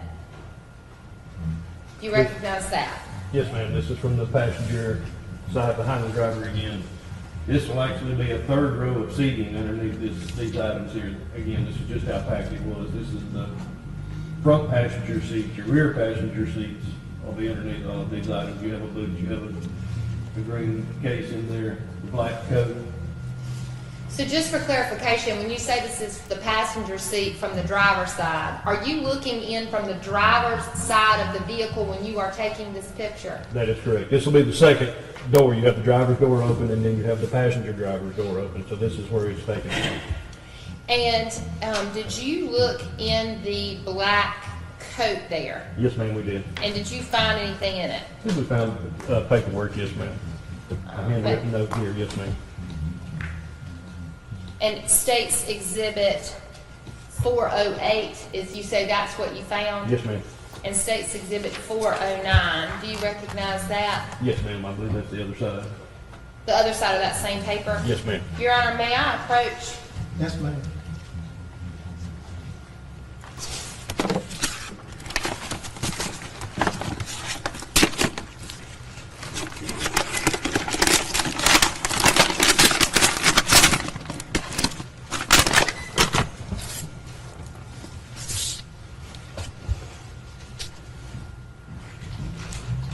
I'm showing you what's been marked as State's Exhibit 511. Do you recognize that? Yes, ma'am. And what is it? This is the scrap of notebook paper taken from the pocket from the coat, middle row of SUV. And that's what you see here? Yes, ma'am. And did you package it on January the 13th of 2015? Yes, ma'am. Does it have additional markings in addition to yours? Yes, ma'am. Also from the North Carolina State Crime Lab. And has this been in the care, custody, and control of the Granville County Sheriff's Office except when it went to the State Crime Lab that you know of? Yes, ma'am. And in substantially the same condition as it was when you packaged it? Yes, ma'am. Your Honor, the state would ask that Detective McFee be allowed to open States 511. Yes, ma'am.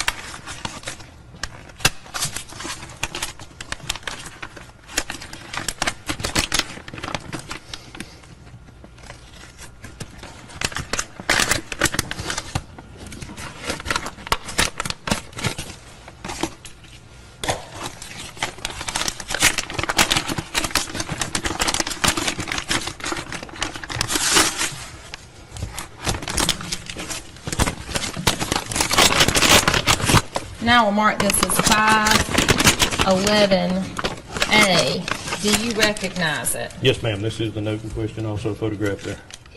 Your Honor, the state would move to admit States Exhibit 511 and 511A into evidence. Yeah, Judge. That's right.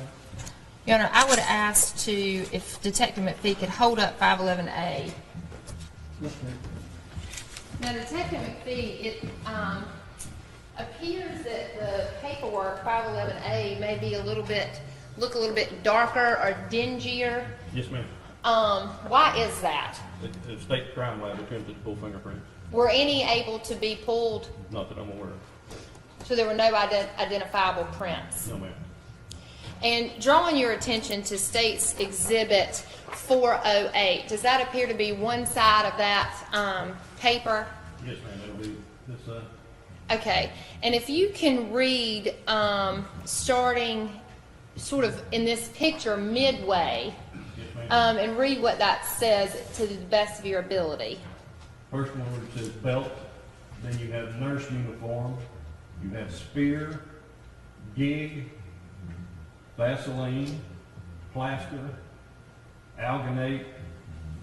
On the right side of that, you have John Hilson Hillman, March 5 B-Day. Underneath that, you have the word telescope, the word sword, the word glasses, soldering gun, and solder. And is there something else written there? To this side, Yes, sir. it says eat, fix, light, and clean. Here's to say clean ship car. And on the other side, not the other side, but the other half of that paper, Yes, ma'am. can you tell what that says? The first one is 2223 W Bay Area Boulevard, Webster, Texas. I'm sorry, Webster, I'm not sure the state. Zip of 775898 and the number 2214. Several other phone numbers, or appear to be phone numbers all down through there. And then again, it appears to be an email address, possibly EA Campbell 65 at edge454@hotmail.com. And drawing your attention to States 409, is that the back of States Exhibit 411A? Yes, ma'am, it is. And drawing your attention to the top of that, what do you believe that says? Appears to say the word bank, and then cash, 550, BOA, jeweler's check, local, cash 700, Holly check, need old tax record, I'm not sure of the symbol there in her sig, which I would mean signature. And then did my DLCOM want spinners make more? And then the next paragraph there, what does that say? What did we discuss up there in the forest? Specifics and base plan. And what's the next line? Why the interrupt in me? Could it say interest? Why the interest in me? Yes. And this is what's written on the back there of States 511A, is that correct? That is correct. Drawing your attention, sir, to States Exhibit 410, do you recognize that there on the screen? Yes, ma'am. This is the photo taken of the rear of the Suburban as we opened the hatch.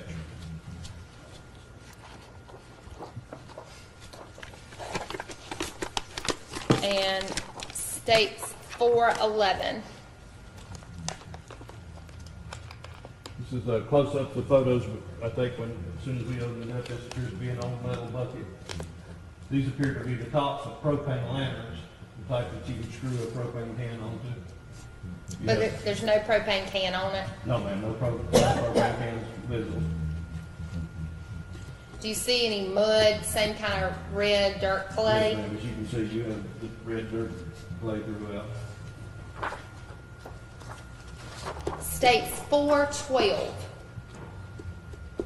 This is a close-up of what appear to be file paper boxes, or copier paper boxes that you would use to hold papers, personal and otherwise.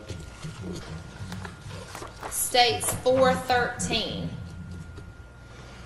This is the right side of the Suburban, close-up of some photos. You appear to have some type of tool bag here. Clothing items on the right-hand side as well. An empty drink bottle. Detective McFee, when you unpacked this Suburban, did you find a bag that had clothing in it? Yes, ma'am. A black trash The bag? trash bag here contains clothing inside of it as well, underneath all the other items. Were there several black trash bags in there that Yes, contain ma'am. clothing? In one in particular, if I can draw your attention to States 414. As you unpacked that, did you find these two items? Yes, ma'am. These items did come out of the black trash bag. And what are they, or what do they appear to be to you? This appears to be some type of, possibly a jumpsuit, and of course a pair of tennis shoes.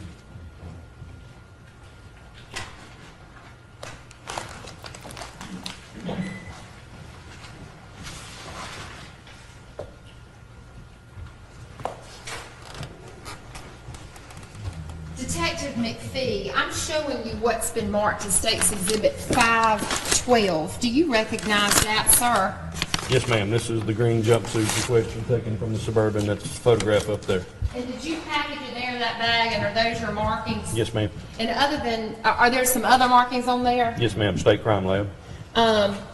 And did you put this in the evidence with the Granville County Sheriff's Office? Yes, ma'am. And other than those markings, does it appear to be in substantially the same condition as it was when you sealed it up? Yes, ma'am. On January the 13th? Yes, ma'am. Your Honor, I would ask that Detective McFee be allowed to open State's Exhibit 512. Yes, ma'am.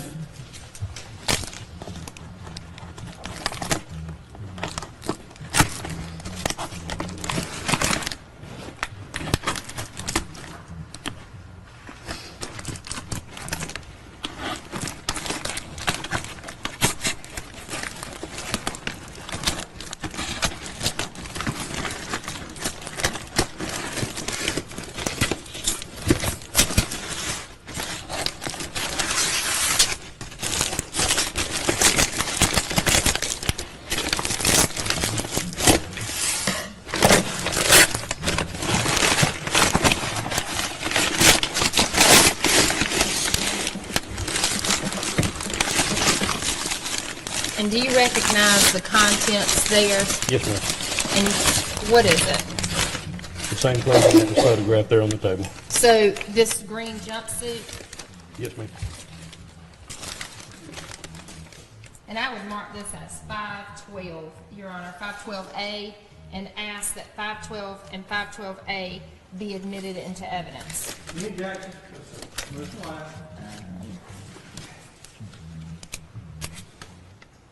Judge, and ask that Detective McFee be allowed to hold this up in front of the jury. Yes, ma'am.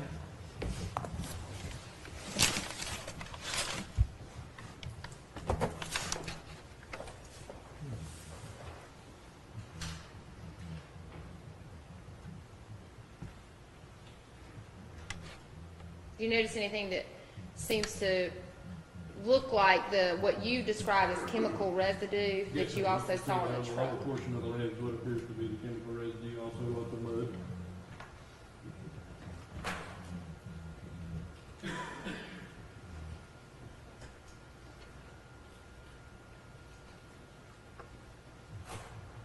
If you could show the back, sir.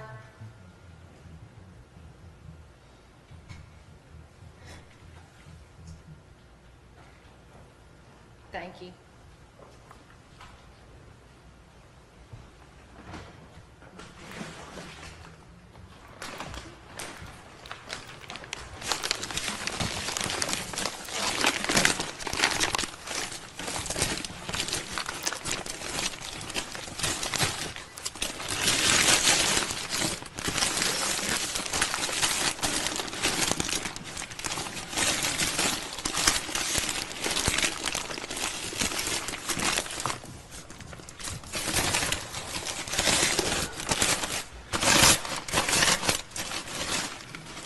And I'm showing you now, Detective McFee, State's Exhibit 513. Do you recognize that, sir? Yes, ma'am. These are the white New Balance tennis shoes found in the black trash in the back of it, black trash bag in the back of the SUV. And did you package them in that bag there? Yes, ma'am. Those are your markings? Yes, ma'am. Did you put it in the evidence room of the Granville County Sheriff's Office? Yes, ma'am. Are there some other markings on here? Yes, ma'am. The North Carolina State Crime Lab. But other than that, does it appear to be in substantially the same condition as it was when you were arrested on January 13th? Yes, ma'am. Your Honor, I would ask that Detective McFee be allowed to open States 513. Yes, ma'am.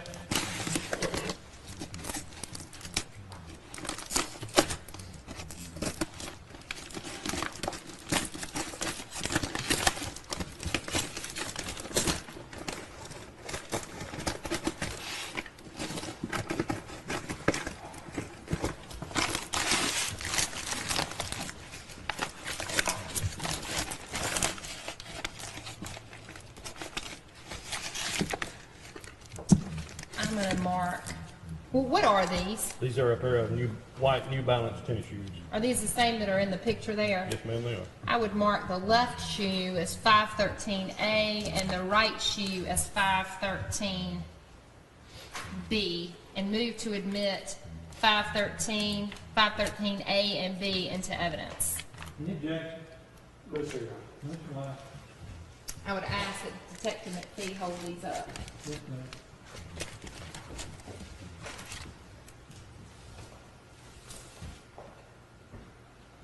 And if you can show the soles of those shoes as well, sir.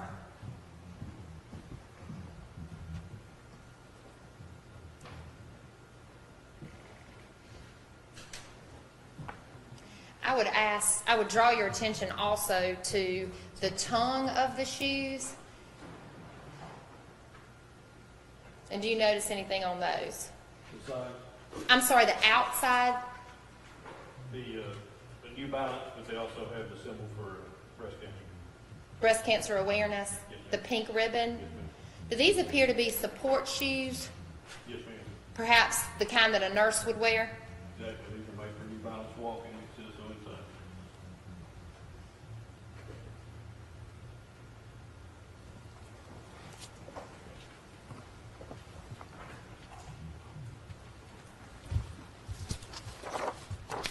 State's Exhibit 415, I would draw your attention to that photo. And what does this describe? These are a pair of brown boots, continuing with that black trash bag here. These are other items taken from the black trash bag. Brown boots, green gloves. I think this may be a sock, maybe another glove, I'm not sure. May I approach?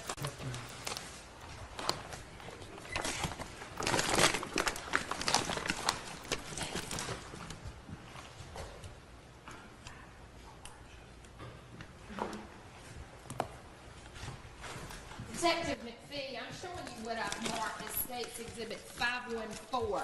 Do you recognize that, sir? Yes, ma'am, these are the brown boots that were located in that trash bag as well. And you packaged them and sealed them in that bag? Yes, ma'am. Are those your markings there? Yes, ma'am. Are there additional markings? From the North Carolina State Crime Lab. And other than that, as it is substantially the same condition as again, when you collected it and wrapped it, Yes, ma'am. I would ask that Detective McFee be allowed to open 514. Yes, ma'am.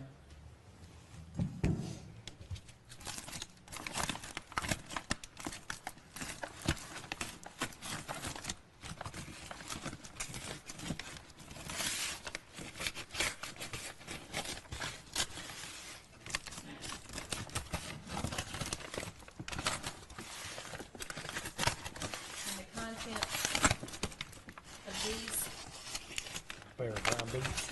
is this in fact the pair that you collected on that day? Yes, ma'am, the same ones that are in that photo taken there.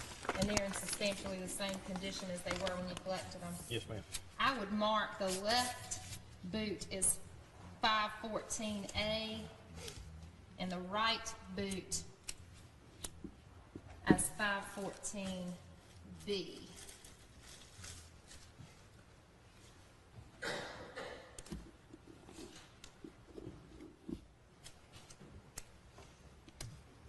And move to admit 514A, 514A and B into evidence. Any objection? Mr. Addition, have a slide. Asked to publish those to the jury. Yes, ma'am.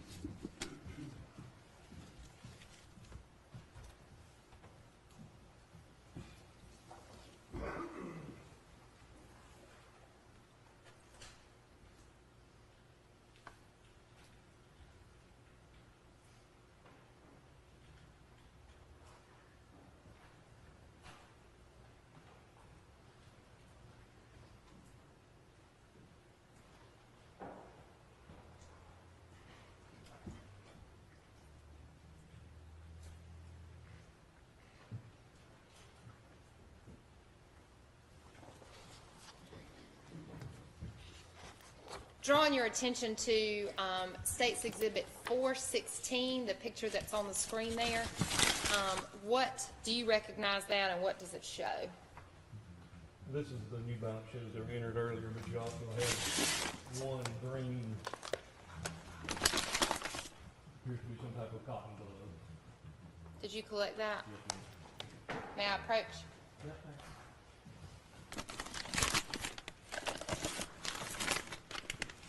I'm showing you what's been marked as State's 515. Do you recognize that? Yes, ma'am, this is the green work glove, at the right back trash bag of the SUV. And did you package it? Yes, ma'am. Did you seal that package on January the 13th, 2015? Yes, ma'am. Are there any markings there? Yes, ma'am. Are there additional markings? Yes, ma'am, from the State Crime Lab. Did you put this in evidence at the Granville County Sheriff's Office? Yes, ma'am. Other than going to the crime lab, has it remained in the care, custody, and control of the Granville County Sheriff's Office since Yes, ma'am. then? I would ask that Detective McFee be allowed to open 515. Yes, ma'am.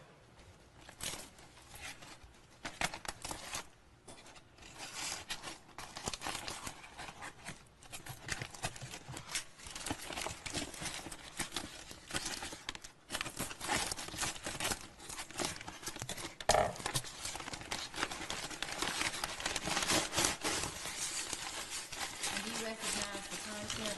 Yes, ma'am, this is the green glove in question, also has the photo. And it's, other than, are there some markings, additional markings on this glove? Yes, ma'am, from the State Crime Lab. And,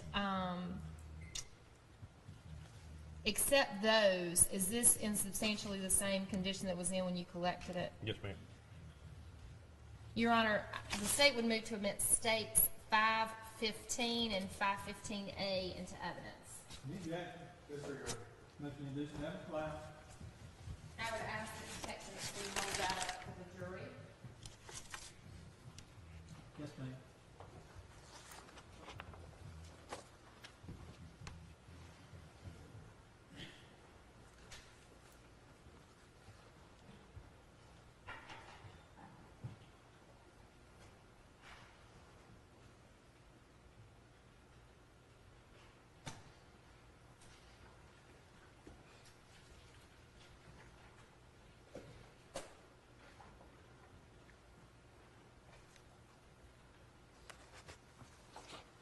And drawing your attention, sir, to State's Exhibit 417 on the television screen there, what is that? Continuing on, this is some more clothing. This appears to be a gray shirt and a pair of blue jeans. And State's 418. What is that? This would be the blue jeans in question that we just removed as well. And did you collect those? Yes, ma'am. May I approach?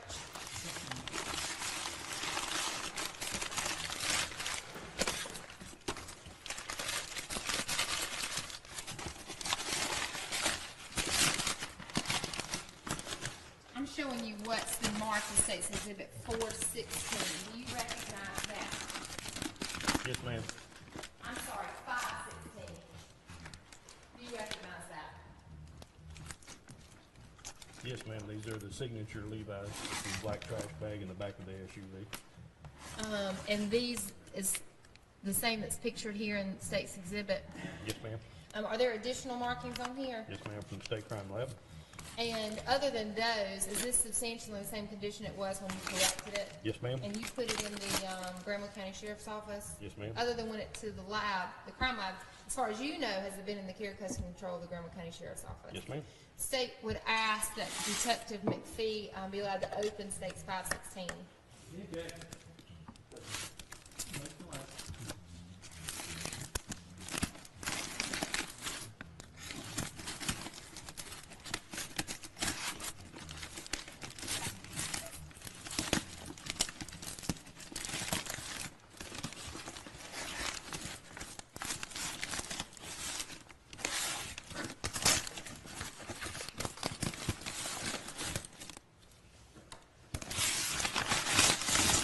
And do you recognize the, well, I'll wait till you actually open it there.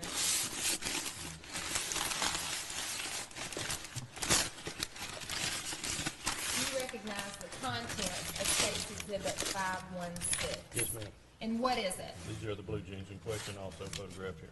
They appear to be in substantially the same condition that they were when you collected them. Yes, ma'am. Your Honor, the state would move to admit State's Exhibit 516 and 516A into evidence. Yeah, Jack. And I would ask that Detective McFee be allowed to publish these. Motion to introduce the evidence in the line, Mr. Public, with the line. If you can hold it up in front of the jury, please, sir.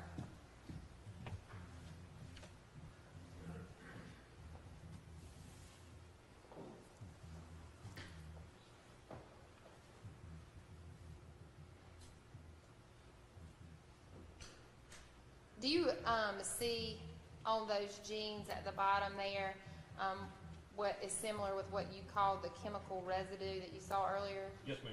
And I would draw your attention to the front part of these jeans. Do you see that same chemical residue? Yes, ma'am. And where do you see it? In the front part, Yes, sir. on the knee and on the front pocket, on both pockets are where your hands would go.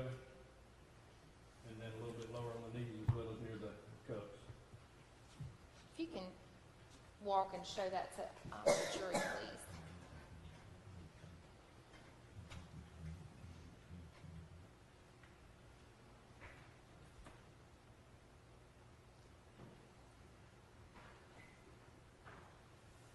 And what about the back? Do you see any of that chemical residue there on the back? Yes, and on the cuff as well as the seat of the belt.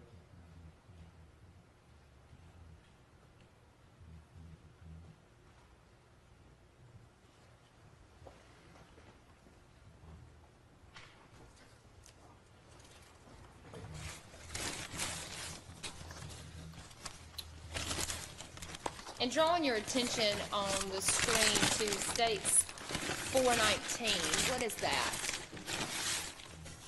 Maybe a photo of that t-shirt we saw, or not t-shirt, but actual shirt we saw earlier. We noticed some markings on it up here in this area as well, so obviously wanted to flag it. State's 420, The close-up of the substance that was on the shirt. may I approach? Yes, ma'am.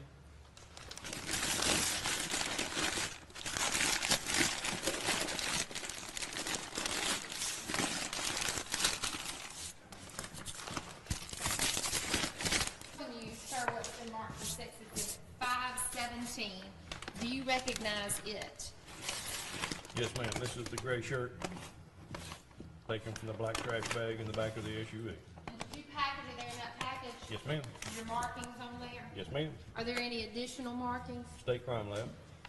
Other than that, is this in substantially the same condition as it was when you collected it? Yes, ma'am. You put it in the evidence of the Greenville County Sheriff's Office? Yes, ma'am. And has it remained there as far as you know, except when it went to the lab? That is correct. I would ask that Detective McFee be allowed to open State's Exhibit 517. Yes, ma'am.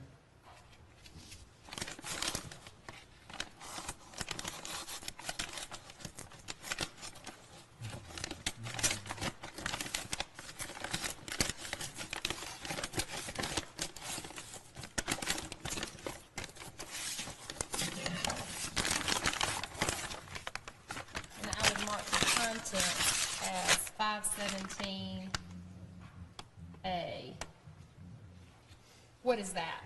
This is the gray shirt that we have photographed here that was taken from the trash bag. And is it in substantially the same condition as it was when you bagged it? Yes, ma'am. Your Honor, the state would move to admit State's Exhibits 517 and 517A. Any objection? Unless you wish that way. Permission to publish. Yes, ma'am.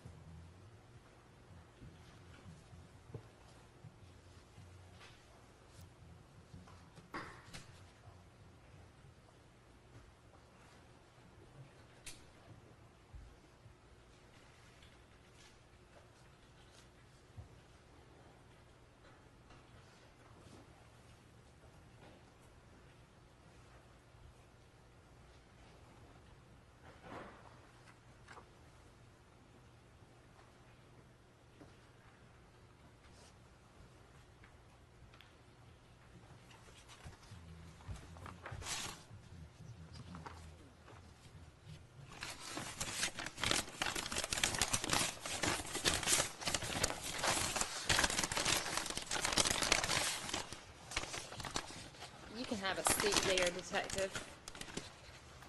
Drawing your attention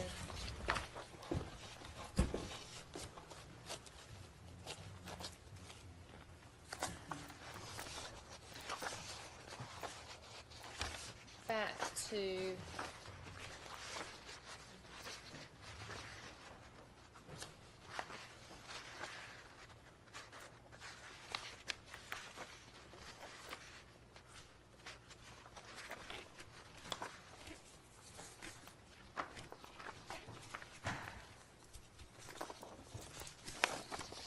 well, actually, just drawing your attention to State's Exhibit 421.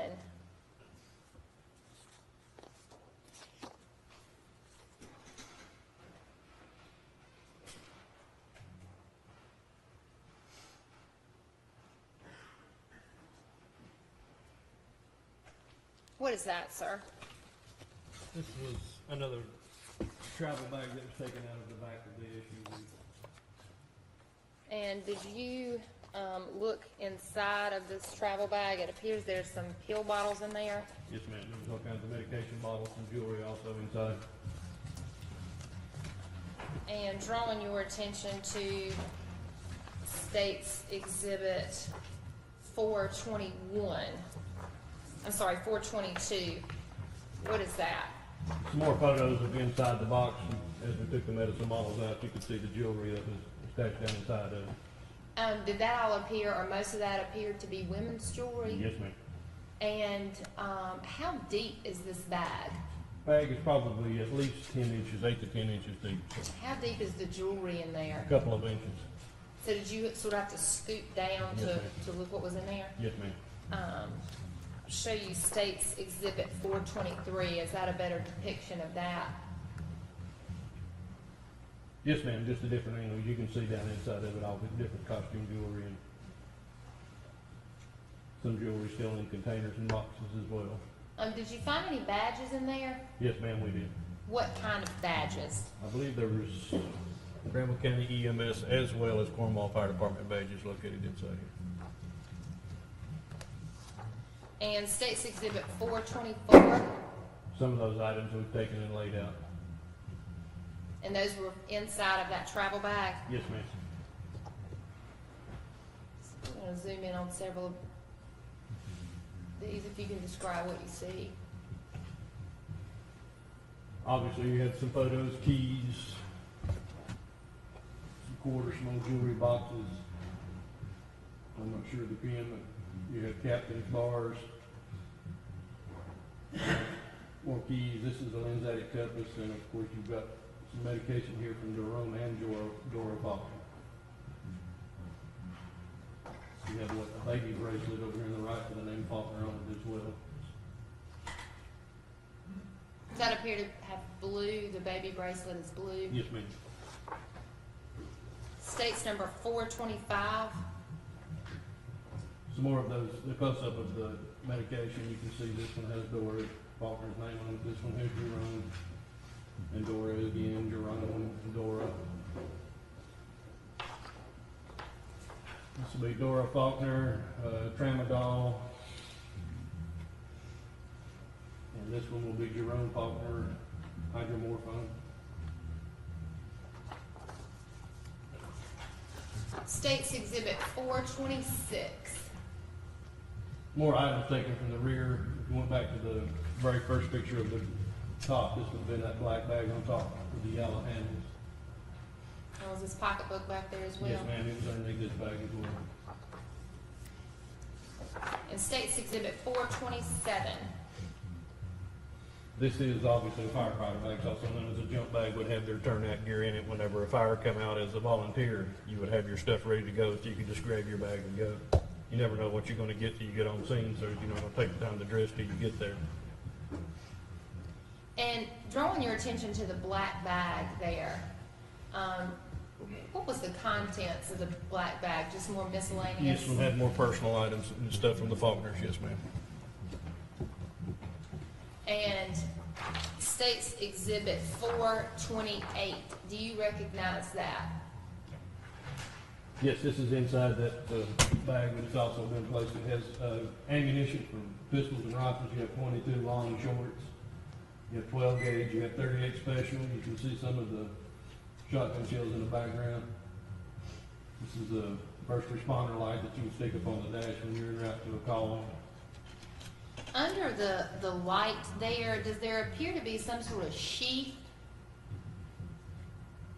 Underneath this light? Yes, back towards the top of it there. Oh, yes, ma'am. Perhaps housing a knife of some sort? This would be your knife case, yes, ma'am. States Exhibit 429.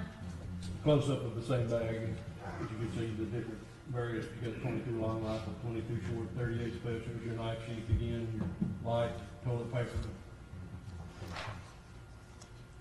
States Exhibit 430. This came out of the back of the SUV as well, and it's pretty self-explanatory. It's a small air compressor. Is there an air compressor in that box? I don't believe so. I don't remember.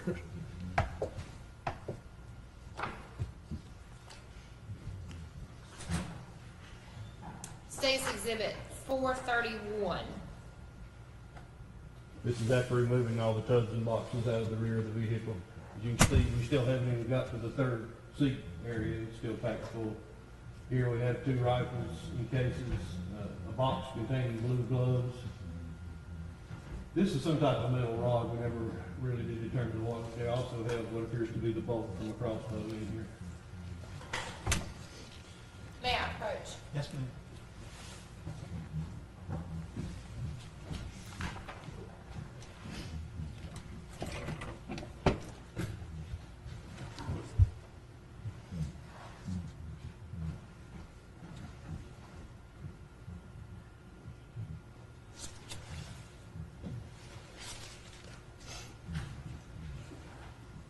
Detective McFee, I'm showing you what's been marked but not admitted as States Exhibits number 206 and 207. First with 206, do you recognize that, sir? Yes, ma'am. This is the same gunning case that was taken from the back of the SUV. And did you place it in a separate bag, or did you just actually tag? No, we just tagged this and kept it like that. So you put your markings on this particular piece of evidence, is that correct? Yes, ma'am. And what did you do with this after you got it? Did you put it into evidence at the Graham County Sheriff's Office? Yes, ma'am. Has it been in their care, custody, and control as far as you know? Yes, ma'am. Is it in the same or substantially the same condition it was in when you collected it? Yes, ma'am. Your Honor, the state would move to admit State's Exhibit 206 into evidence. Any objection? And Your Honor, I would ask to open this. Yes, ma'am. Okay.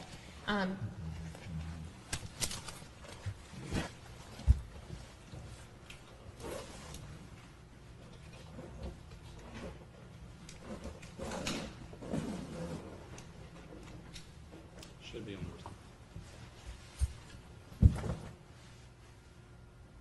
206A, and do you recognize it? Yes, ma'am. And was it inside of 206 when you collected it on Yes, that ma'am. day? Yes, ma'am. And is it in substantially the same or similar condition it was when you got it? Yes, ma'am.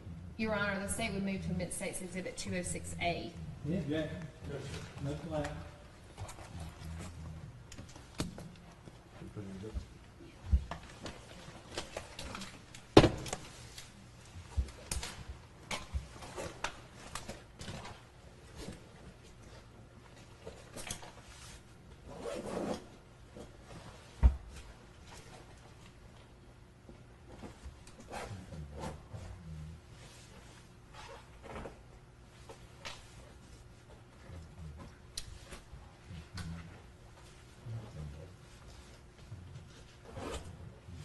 And I'm showing you State's Exhibit 207. Do you recognize that, sir? Yes, ma'am. This is the same gun in the black case that you can see in the photo there.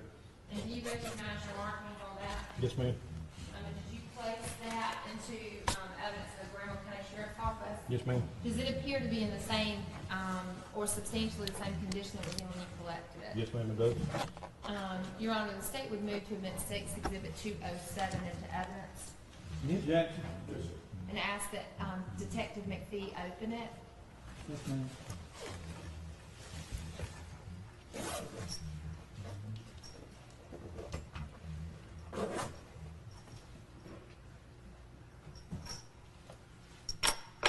What are these that are contained in the bag? The bullets.